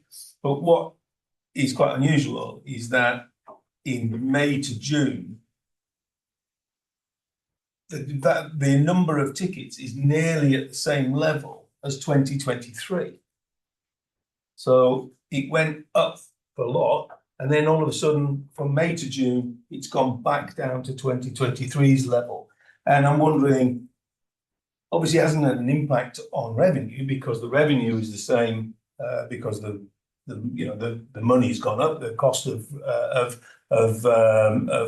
car parking's gone up over those 2 years, but they've gone back to the same level of car parking. So it'd be quite interesting to know what the cause of that was. It's quite an unusual thing that the car parking tickets, that amount, which is the amount of people actually parking, has gone down to 2023 levels from May to June. So I'm just wondering if the portfolio holder has an idea of why that might be the case. I think, my own opinion is the FIP was an issue, and also the Brightwell's car park being free has meant a lot of people who would normally park in the Central and Wagon Yard car park are moving into the Brightwell's car park and it took them a while to know that it was free. When the Brightwell's car park comes back online sometime, whether that will change, but how that figure has gone along there is quite interesting. And I think there's a lot of questions. It answers quite a few questions or creates more questions for business people in Farnham who are asking those questions. Is footfall down? Is the reason why I'm making less sales, is it because of the FIP? And there's a lot of questions, and I don't think we've really got enough answers and data yet. So I think that has just highlighted something for me. Yeah. I will try and have a look into that and see if I can do a bit of analysis to see what it is. Yeah, and I'll come back to you. Thank you, Jenny. I appreciate it. Another one of these many questions we've had tonight where, we're aiming for something and, we can read data and everything else, but how we can manipulate people's behaviour and monitor it accurately and give them incentives when we want, a certain type of behaviour, back to our active travel and all sorts of things. But certainly, it's very interesting to see it, in this easy to read form. Yeah, it is. You can see it. Yeah. Where the two lines nearly converge. Yeah. Anything else on the last couple of pages here? Moving into, no, everyone quite happy. Again, some of the information is just, I like you experimenting, Jenny. I mean, it usually comes up with something that is better. You'd be glad to know. It's clearer, easier to read, and it does give a picture, which is what most of us need. A whole load of words is not necessarily what we need. So thank you again, and I look forward to next quarter. Presumably we get more detail where there's a lot of information in. Yeah. So that will be interesting to see and compare. Thank you very much indeed. Helpful as ever. And yes, do feel free to. No, you stay. So we move on. Don't think we have any real comment other than what we've said. So we move on to the final item, item 10, of which is the proposed revised overdue and scrutiny committee. Thank you for sitting there so patiently. Are you going to introduce this for us? Yeah, happily will do so. And given the time of day, I'm glad we had a bit of time earlier for the briefing. So for the benefit of those online or who weren't able to come to the briefing earlier, we had a Q&A earlier on just to help answer any factual questions about the report. And this evening is a chance for the scrutiny committee to discuss, debate the contents and make any recommendations they want to. So what you've got in front of you here is a detailed report which sets out part of a bigger picture of additional joint committees that Guildford and Waverley councils are proposing to put together in order to help them manage their collaboration and the joint services that they're putting together, and to manage their joint response to major things coming down the line, such as local government reorganisation, which are likely to require many conversations to be run very much in parallel at both councils that might benefit from having these joint committees in place, as well as having giving us the facility to properly have governance set up around our joint services that we're running, many of which are back office, but is a developing picture. The proposals are set out in detail. You've got proposed terms of reference in the appendices as well, so you've got a lot of detail there. What I should say to set up the tone of the conversation this evening is that we've opted to bring this to all 4 scrutiny committees at Guildford and Waverley on the basis of a genuine open consultation. So there's no formal decision-making reason why these committees should consider this matter. You don't have any, there's no constitutional requirement why it would come through the scrutiny committees. But of course, we think it's important that you have an opportunity to have a say about the shaping and function that you're a part of making work in these councils. So we've got tomorrow night in Guildford, and then we've got 23rd and the 29th at Waverley and Guildford this month, all of whom each of these committees will have a chance to have their say. And then, of course, the overall input that comes back from the committees will be borne in mind when it then goes forward to the Joint Constitution Review Group and the Standards Committee, which is where things always go when there are constitutional changes, on its way to full council. So ultimately, this is a member-led, member-defined and member-decided process all the way through. And this is just the beginning of that, where you get to feed into it from the perspective of scrutineers. So happy to take any questions, and otherwise looking forward to having your feedback as the first of the 4 committees to have that opportunity to Just before we start the questions, can you all look at the recommendations? They're on 3, 4, 6 of the main pack. I don't think what they'll be on anything else, but 3, 4, 6 of the main pack. And it's really the first recommendation that I think we're going to be debating and asking questions about tonight, because it's that the 2 overview and scrutiny committees of each council as currently constituted be dissolved and replaced by 1 O&S committee and 1 joint O&S committee. So that's really what we're debating tonight. We have the 2 sort of issues, key issues. One is the joint scrutiny of a joint executive or a joint executive committee, as it is at the moment. And then also the future of scrutiny within Waverley. So those are the 2 issues. Over to you. Alex is here to answer all your questions.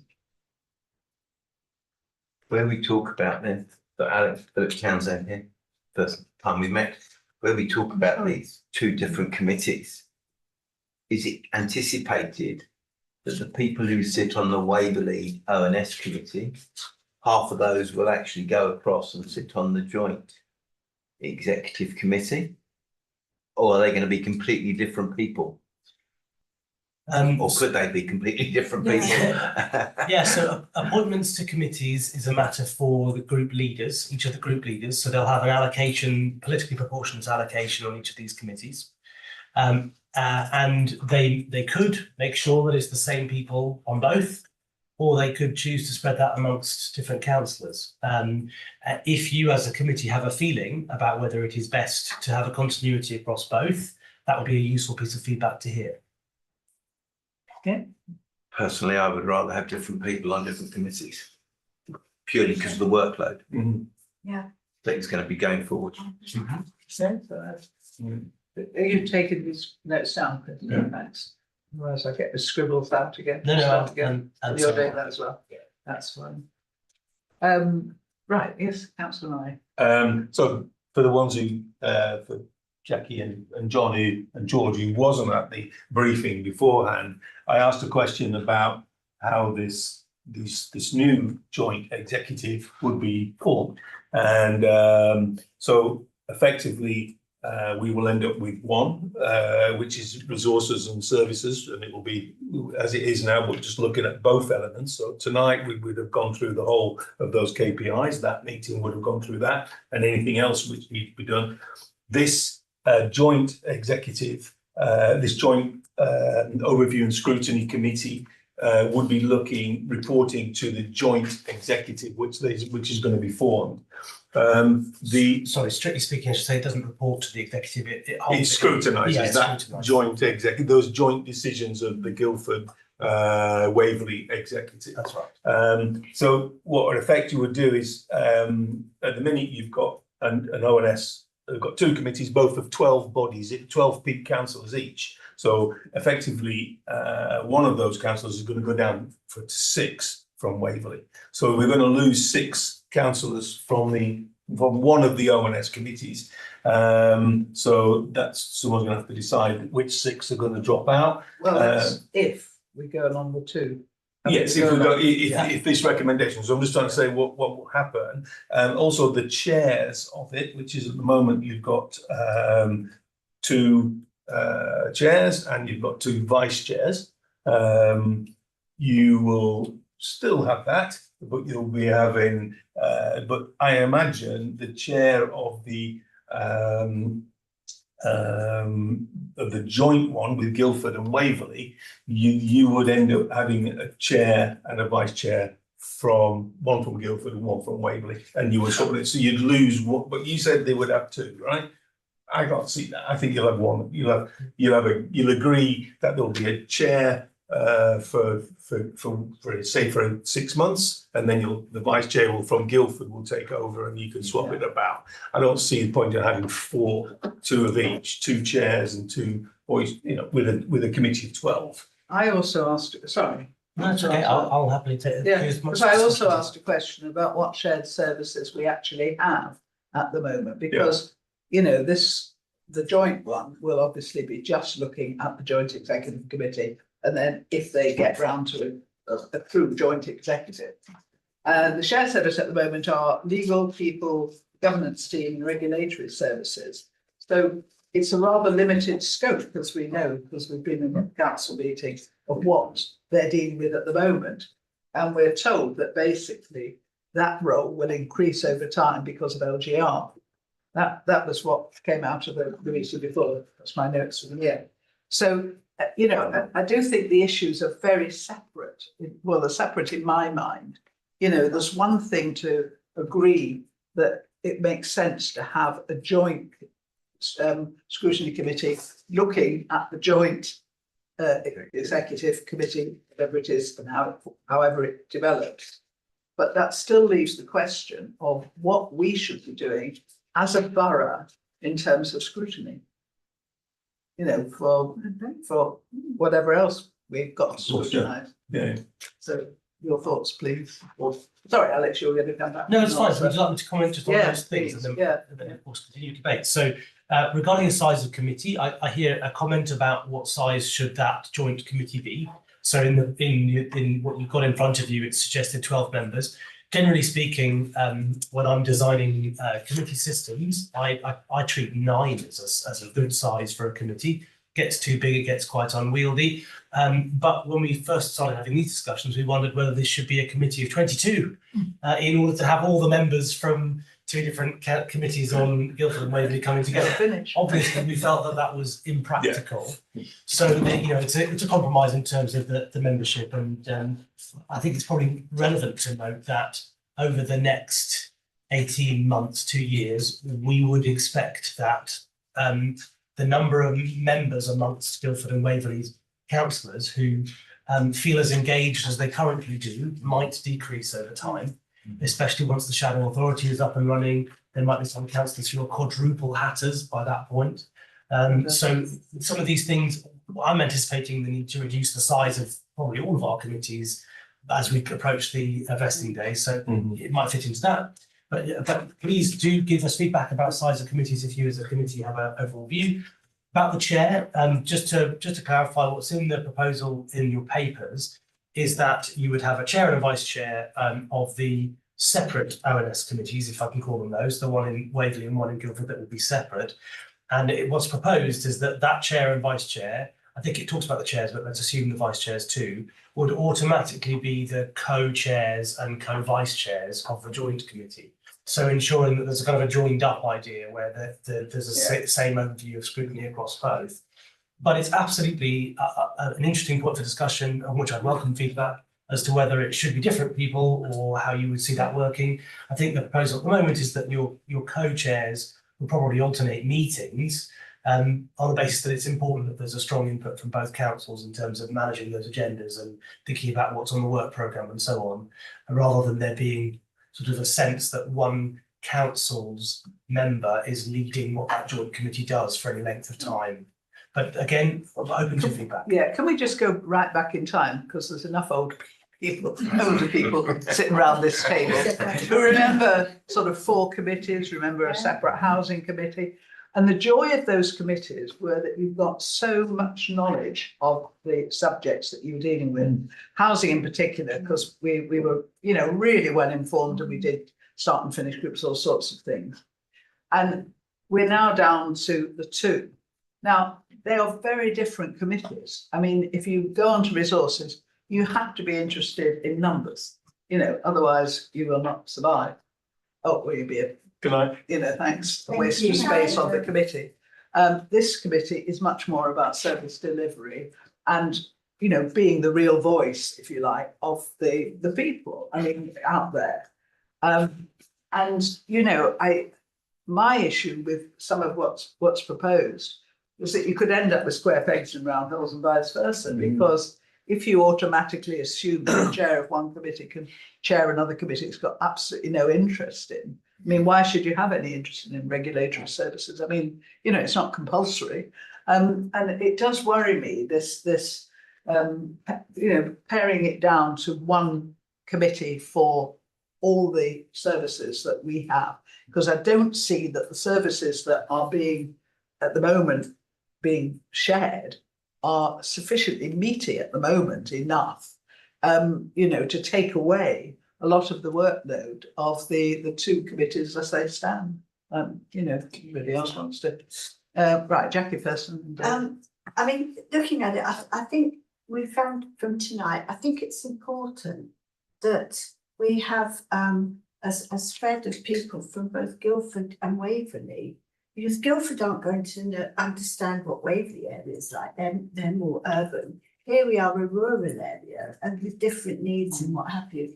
So I think it's important that we have that a sort of equal split in the committees, so that we, and I'm not sure that it's a good idea, as Carol said, to have somebody from the finance side of it talking about, you know, what we've been talking about tonight. So there's a lot of pros and cons, but I am very keen that we should have a good split of Waverley and Guildford councillors. Yes, yeah. You'd have definitely. 3 of each, well, you'd have 6 Well, of each. it's not only the balance of the Waverley Guildford, it's also the balance of, you know, from bits of Waverley and from bits of Guildford, isn't it? You know, to make sure, that's going to be hard. And how much would a Waverley councillor? Sorry, David. David, yeah, sorry. I guess a wider point on that, sorry, John. Is that basically if we're making a decision, if we're anticipating everything LGR related goes to the joint executive and the joint O&S, the membership of that, I mean, you do come at it with your own biases, I guess, but they will be making decisions in the best interest of both Waverley and Guildford. Yeah.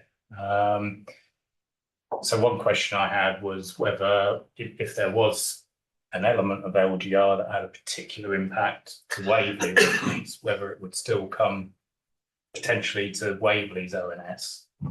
And then the other question I had,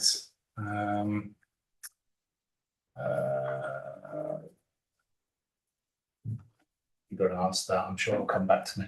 That's fine. Yeah, Or maybe shall I not an answer. You can come back again. Chair, shall I pick up Yeah, a few of yes, those things? please, yeah. So on the equal split, yes, as has been mentioned, yeah, that it would necessarily be designed with a precisely equal split between Guildford and Waverley, so there shouldn't be a concern there, I think. As for whether the people who are there have got that sense because they're from one particular part of the borough rather than there being lots of parts of the borough, I guess it's about members' local versus strategic roles. There's lots of councillors who take roles, for example, on the executive, where the whole point is that they take a view across the whole borough rather than thinking just from their local perspective. And I would see scrutiny even now as being exactly the same as that, being a locally focused thing. In terms of finance versus services, I totally agree.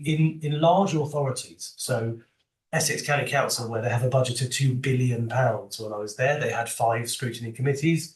In upper tier authorities where they're dealing with all of adult social care and children's social care and public health, and they have a statutory responsibility to scrutinise the entire NHS. They have multiple committees. At a borough, it probably isn't. It's not quite so clear why you would need many different scrutiny committees. One of the advantages I've found in the past when I've been making the case for doing something like this, of having one committee for a reasonable sized authority like this, is that actually rather than having one committee thinking about the money and another committee thinking about services, you've got people in one space with the whole balancing act in front of them. And it gives you an opportunity to make sure you're joining the strategic up with the operational when you're doing your scrutiny work, which is the same thing the executive has to do. They don't think about it only in terms of services or only in terms of resources. So there's an argument that says it's quite a sensible way to look at it, if you can. I appreciate we do sometimes have the joint meetings. There we go, exactly right. So, but I appreciate there's also cons to that. Pro just providing the kind of devil's advocate. And then on LGR, what it says in the draft terms of reference here is that the remit of the joint scrutiny committee will essentially be just anything that's in the remit of the joint exec. So I think it comes down to, if there were a decision that was affecting Waverley more than Guildford, then there would first of all be a legal question about which exec should take this decision.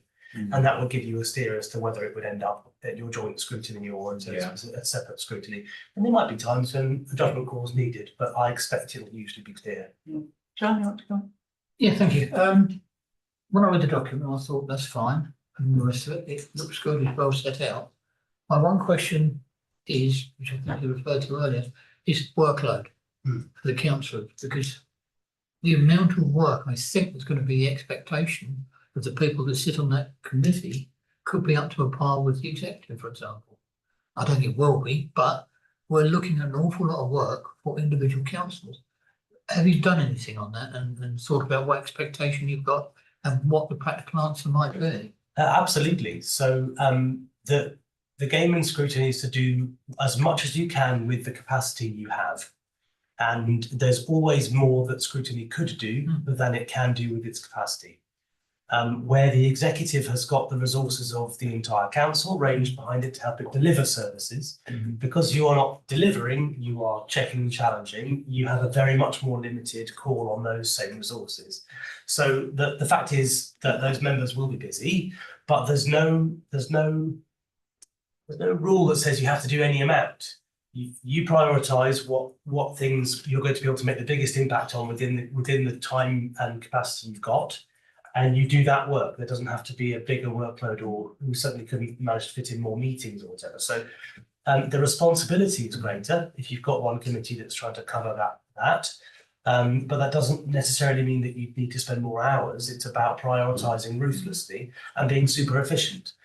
You might not want to go line by line through a policy in a committee meeting, for example.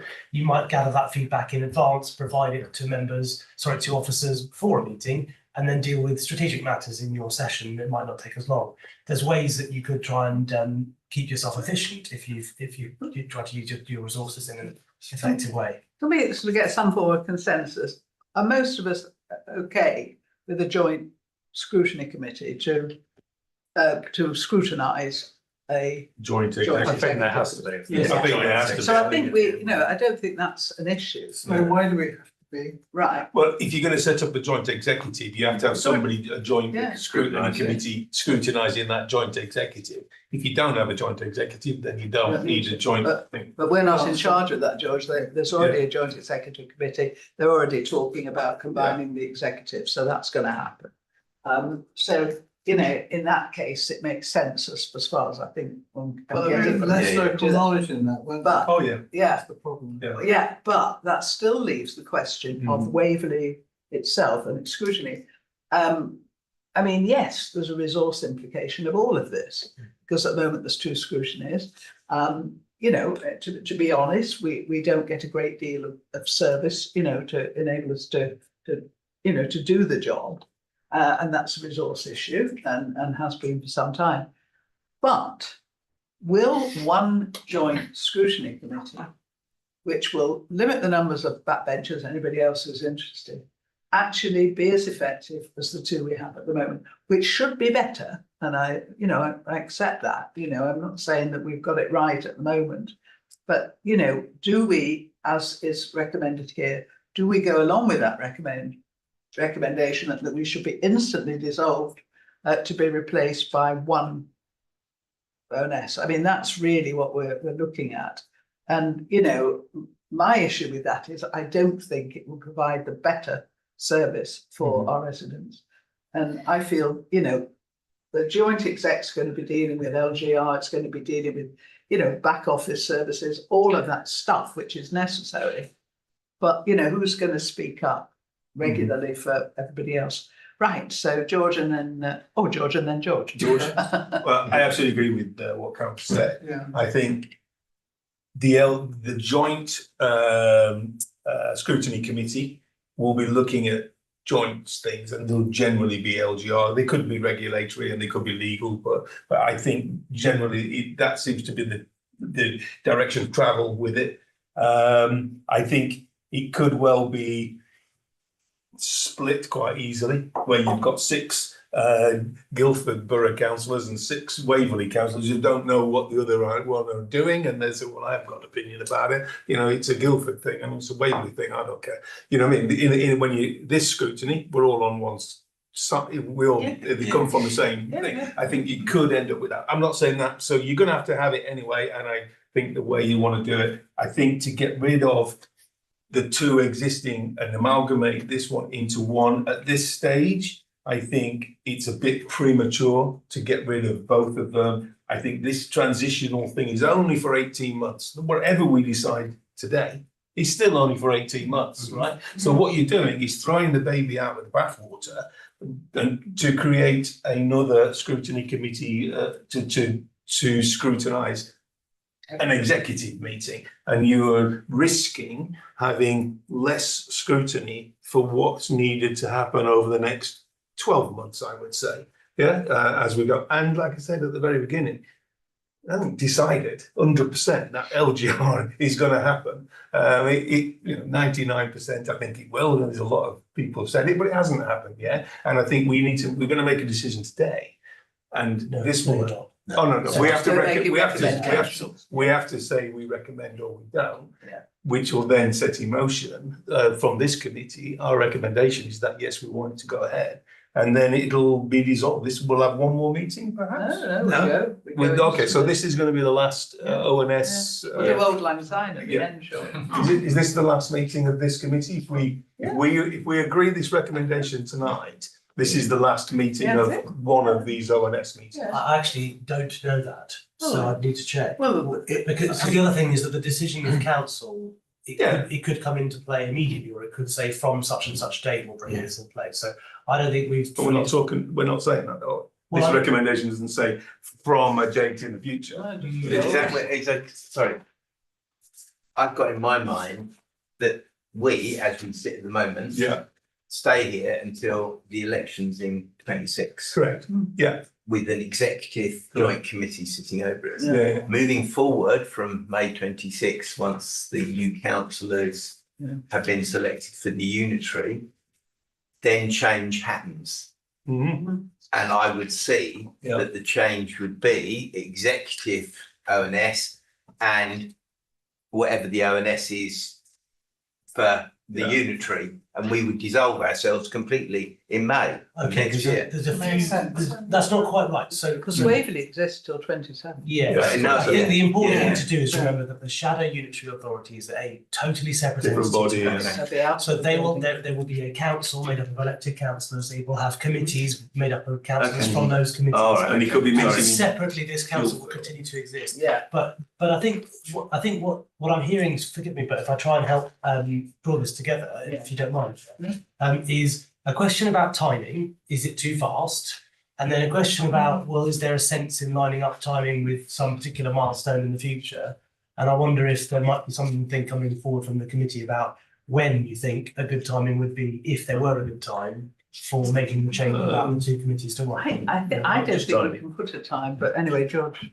Well, just on a practical thing, you know, Jenny was presenting all her stats, KPIs, which relate to Waverley. Mhm. So if we became amalgamated with Guildford, how does that work? Because they would have their stats for their services. Yeah. How they're doing, green, amber, red, etc. We'd have ours. Does that mean that one committee have got to sort of consider two lots of stats? No, so the proposal you've got in your papers tonight is for there to be two separate scrutiny committees in each council that will deal with all of the separate business. So stats relating to just Waverley, would then be a dedicated Waverley scrutiny committee that would deal with all of that. And in fact, where you were looking at part of a report tonight and the You other would look at parts were all for the of other it, George. committee, you'd have one space that would look at all of it, just for Waverley. Twice as long. Separately, you would have a joint scrutiny committee, and only matters that were affecting both councils and that were matters for decision by the joint exec would be up for that committee to consider. Is that clear? Yeah, but it's whether or not, isn't it, that we think that by having just the one scrutiny for Waverley, there's only one left for Waverley, one's joint. Yeah. That's going to talk about the joint exec. There's going to be one, if, you know, these straw, I don't know what it was called. Straw man, it was called, yes. If these, it's the name of a murder, I'm sure. Anyway, if this, you know, if we were to just agree this, we would end up with one single scrutiny committee for Waverley to look at all the services and the finances, anything at all that's Waverley based. So resources and services come together. Yeah, correct. The whole lot. Yeah. So at a time when we're, you know, doing the local plan and desperately in need of good planning documents, and I don't know why we're being so slow, but we, you know, we've still got loads of things that have got to be commissioned and looked at. So we've got, you know, quite a busy time. We've got all the other things that we're looking at. We're changing the grounds maintenance, all that sort of thing, you know. And, you know, all of this will go to one committee. And my argument against it is from the residents' point of view. I cannot see how one committee can deal with all those things effectively and efficiently and give our residents the, you know, I mean, why the heck were we elected? Yes, Councillor. But that is definitely going to change over time. I mean, the workload is bound to reduce for a Waverley O&S as we get closer and closer to the new unitary going live. But we're not, I don't think, well, I'm not clear as to how quickly that's going to happen and how much of a reduction it's going to be. I would have thought it was going to happen until May, at least. It's not even, the business will be the same between now and May. Well, So we're talking of doing this in November, and then we've got like 6 months until we get to May, until the election. Well, And then you're talking the next not quite. year, aren't you? So the key points on this timescale, there's going to be a point where we're going to get a draft order in January, which is for the what's it called? Section. Yeah, you can't do certain things, make certain. The change decisions, right? disorder, I'm sorry, it's been a long day. Yeah, we'll let you go in a minute. The structural changes order, I think it's called. Yeah, And there's also a section 24 notice, and between these things, they will define what things this council will stop being able to do on its own for the duration leading up to the creation of the Shadow Unitary Authority, and then once the Shadow Unitary exists, things that the council would have to check in with that Shadow Unitary if it wanted to do, or that it simply couldn't do full stop. So in January, we're going to know what that, well, we'll get the public notice of what that draft order says. By March, it'll be laid like an egg, as I keep saying, in Parliament and become law. So you would expect that from March rather than from May, there will be some of that concrete stuff. From January, you'll know what things you would be difficult. There might also be the signing of a memorandum of understanding. Earlier than that, you would expect the predecessor authorities to come together and say, well, hold on, we accept that there are some things which it wouldn't be cricket for us to do, given that we know what's coming.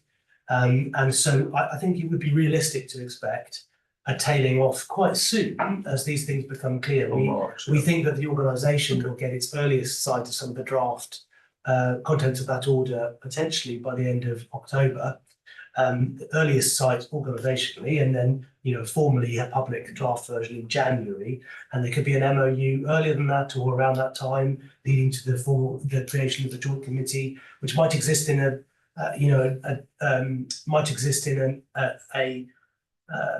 an organising form before the order makes it official in March. So that there's a whole timescale of change that starts now and that will accelerate as we get closer to May. And I think you're quite right to raise that it's hard to predict quite how much any of those things will change, what business does or doesn't happen, and how fast that will happen. I think you're quite right to say that it's hard to say. Certainly this proposal has been put together on the basis that we are trying to give consideration to that change. And for creating extra committees, it's very helpful to then also have a balance of what we give and take away in order to manage our resources and members' time.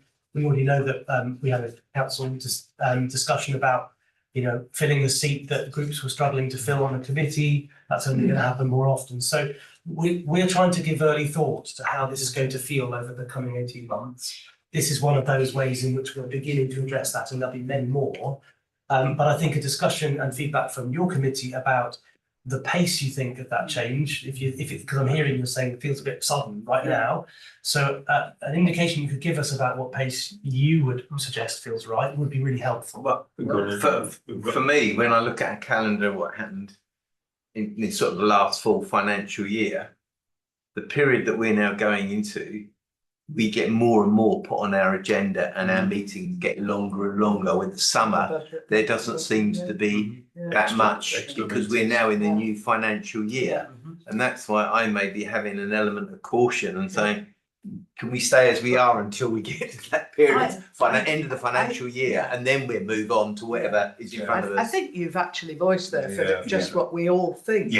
That, we're not saying never should we join together, but we're saying that given the uncertainty, given, as you say, the period we're entering into, the, sort of final budget or whatever, that, we just feel it's too soon to make that decision to dissolve the two separate ONSs until a time in the future. It's difficult to give you a date because, How would it feel if we were to say something, at the risk of putting words into your mouth, but how would it feel if it was something along the lines of, that recognise the need for a joint committee now, but that the combining two scrutiny committees into one in each council should be done at a time closer to the date of the. I was going to propose that exact thing.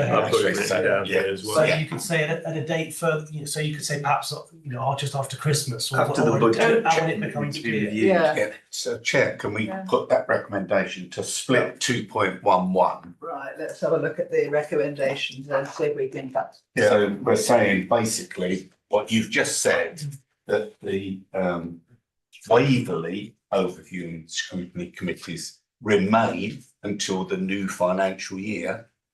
Okay. And the joint one starts as soon as possible. Yeah. Okay, so that Is puts that that possible? puts a suggested Is that- timescale for I us. will go with that. Oh, Yeah. that's what I've written down here. Joint committee straight away, and then keep the same committees until March 26th. Yeah, at the earliest. Yeah. No, Almost. seriously, At because- least it gets the budget out. You know, right? you know what'll happen if we don't put at the earliest, as Yeah. soon as, oh, you said March, you know, even if Yeah, it's a yeah. bad time, so Yeah. we have to be so careful. I think we're all in agreement on Yeah. that, so, Yeah. yeah. Can I just ask one thing though, Alex, course. from you though? Yeah. Do you see an issue in because now you effectively going to say there's going to be 3 committees, right? So there's going to be a committee, 2 committees of 12 and a committee of 6. Right. Yeah, so we're going to end up, there's Jane. We're going to end up with a committee where we need to find 6 members for, 6 councillors for. So yeah, so you exactly. one. So that's a Yeah. consideration for group leaders that they Yeah. would need to find members willing to sit on an additional 6 seats. Correct. And the same, and you know, I'm conscious there's been an issue recently filling seats, so that would be a consideration. Yeah. But it wouldn't be 6 for one group. No, I understand. But we've got, the council's got to find Somewhere. 6 more councillors. I think, sorry, sitting here as an officer, I ought to flag that if we don't make the change all at once, there would be a period of, we'd say, a number of months where we would have 5 committees overall between the 2 councils. So there would be a period of additional pressure on officers and a period of additional pressure on members. If that comes out of this month's consultation as a strong likelihood, we'll need to give consideration to like a cost to that resource and making sure that it's clear what that means in terms of member time as well. Presumably, there'd be no reason why Guildford couldn't go for one committee now if it wanted to. I think you're, yeah, I mean, I mean, They could- yeah, I they think could you're- make a you're different just decision. thought, I think you're right, yeah. You know, They could- I mean, you know, I think it was Jackie who said, you know, we are very different as boroughs, and you know, I feel, you know, very much that you know, they say that the whole point is to serve our residents, and I'm sorry if there's a cost implication, but you know, I don't cost the council that much really. And I just think, you know, we've just got to do right by our residents, and I don't think, you know, rushing into a decision would be good for our residents. So yes, if everyone's happy with that wording, did you get it down? Sorry, Jane, do you want to say something? Are you up to speed? I am. I've literally just joined you. Sorry, I've been at a different meeting, but I suppose my key feedback would be that if we were made aware when we were merging all of these functions that the consequence of that would be that we would lose the ability to scrutinise issues as fully as we possibly could.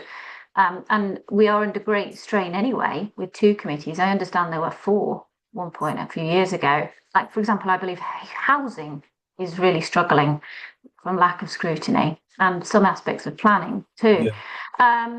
Then, you know, if we'd known that, if that had been made clear, then I think possibly councillors may have felt differently when they were making that decision. And I really think that's very important. I know, you know, I'm just going through the papers myself at O&S Resources next week. I just think that just making this change very quickly, and frankly, without notice, it is dangerous. And I think that there should be a transition period, certainly to next May, would make sense to me. Yeah, that's what we've more or less agreed, Jane. We've said that, you know, the joint one, yes, you know, we can understand the need for a joint committee to scrutinise the JEC, but within Waverley, we feel we should keep at the moment the 2 separate O&Ss until a suitable time in the future. I mean, it's difficult to say exactly when that. You've said May, we've suggested March. Financial year. The financial year. But, you know, I mean, it's because of the uncertainty that we think we should delay it. So that's really the decision, I think, of the committee. Do you want to read that back to somebody? Oh, sorry. I was going to add, can we say the new financial year initially at the earliest? Yes. The new financial year at the thank you. And then obviously all the other ones have to sort of be shuffled around a bit there, sort of recommendations. Is that financial year for you know, this council? Yeah. Yeah, but Everyone quite happy with that as Yeah. a sort of interim decision. And then obviously most of the other things will fall into place as a result of what we've all of us putting together. Okay, yeah. You know what I mean? Because some of these things will only work if this works, won't it? Yes, I suppose the other details about, chairs and numbers and all that sort of thing, I think if you've any feedback you want to give us, we'll take it. Otherwise, there's 3 more opportunities, given that we're taking so much trouble to have as many conversations about this as we can before it's getting. We appreciate Yeah. I guess the only thing is if it becomes clear that there's an issue filling all these new seats, then we could look at reducing the membership. It could be 9. You could change the sizes of the. You said it could be 9, right? It doesn't assist with the workload on officers. sort of chairs and on officers, No. but it does help with filling seats. And as I say, I anticipate you wanting to reduce the sizes of most of your committees by the time you're getting towards the end of the life of the council. Yeah, because I think one of the big problems is, as you say, when people are elected to the new shadow authority, I mean, they are with all the best will in the world, they're human beings. They're going to be concentrating on an awful lot of things at once. And it'll be the people who haven't seen their future in that direction who will be left, looking at the issues sort of locally, because, we're not going to have as focused a council. We just can't. I mean, it's, because of the changes, they can't be focused. I mean, if you're rushing off and doing meetings all over the place. It's a transitional period. Thank you, councillors, for your input this evening. It's been really useful, helpful to have your view, and it's been instructive to see you working this evening as well. Right. Thank you very much. Thank you very Thank you much. everyone for your input. And And sorry we missed it first.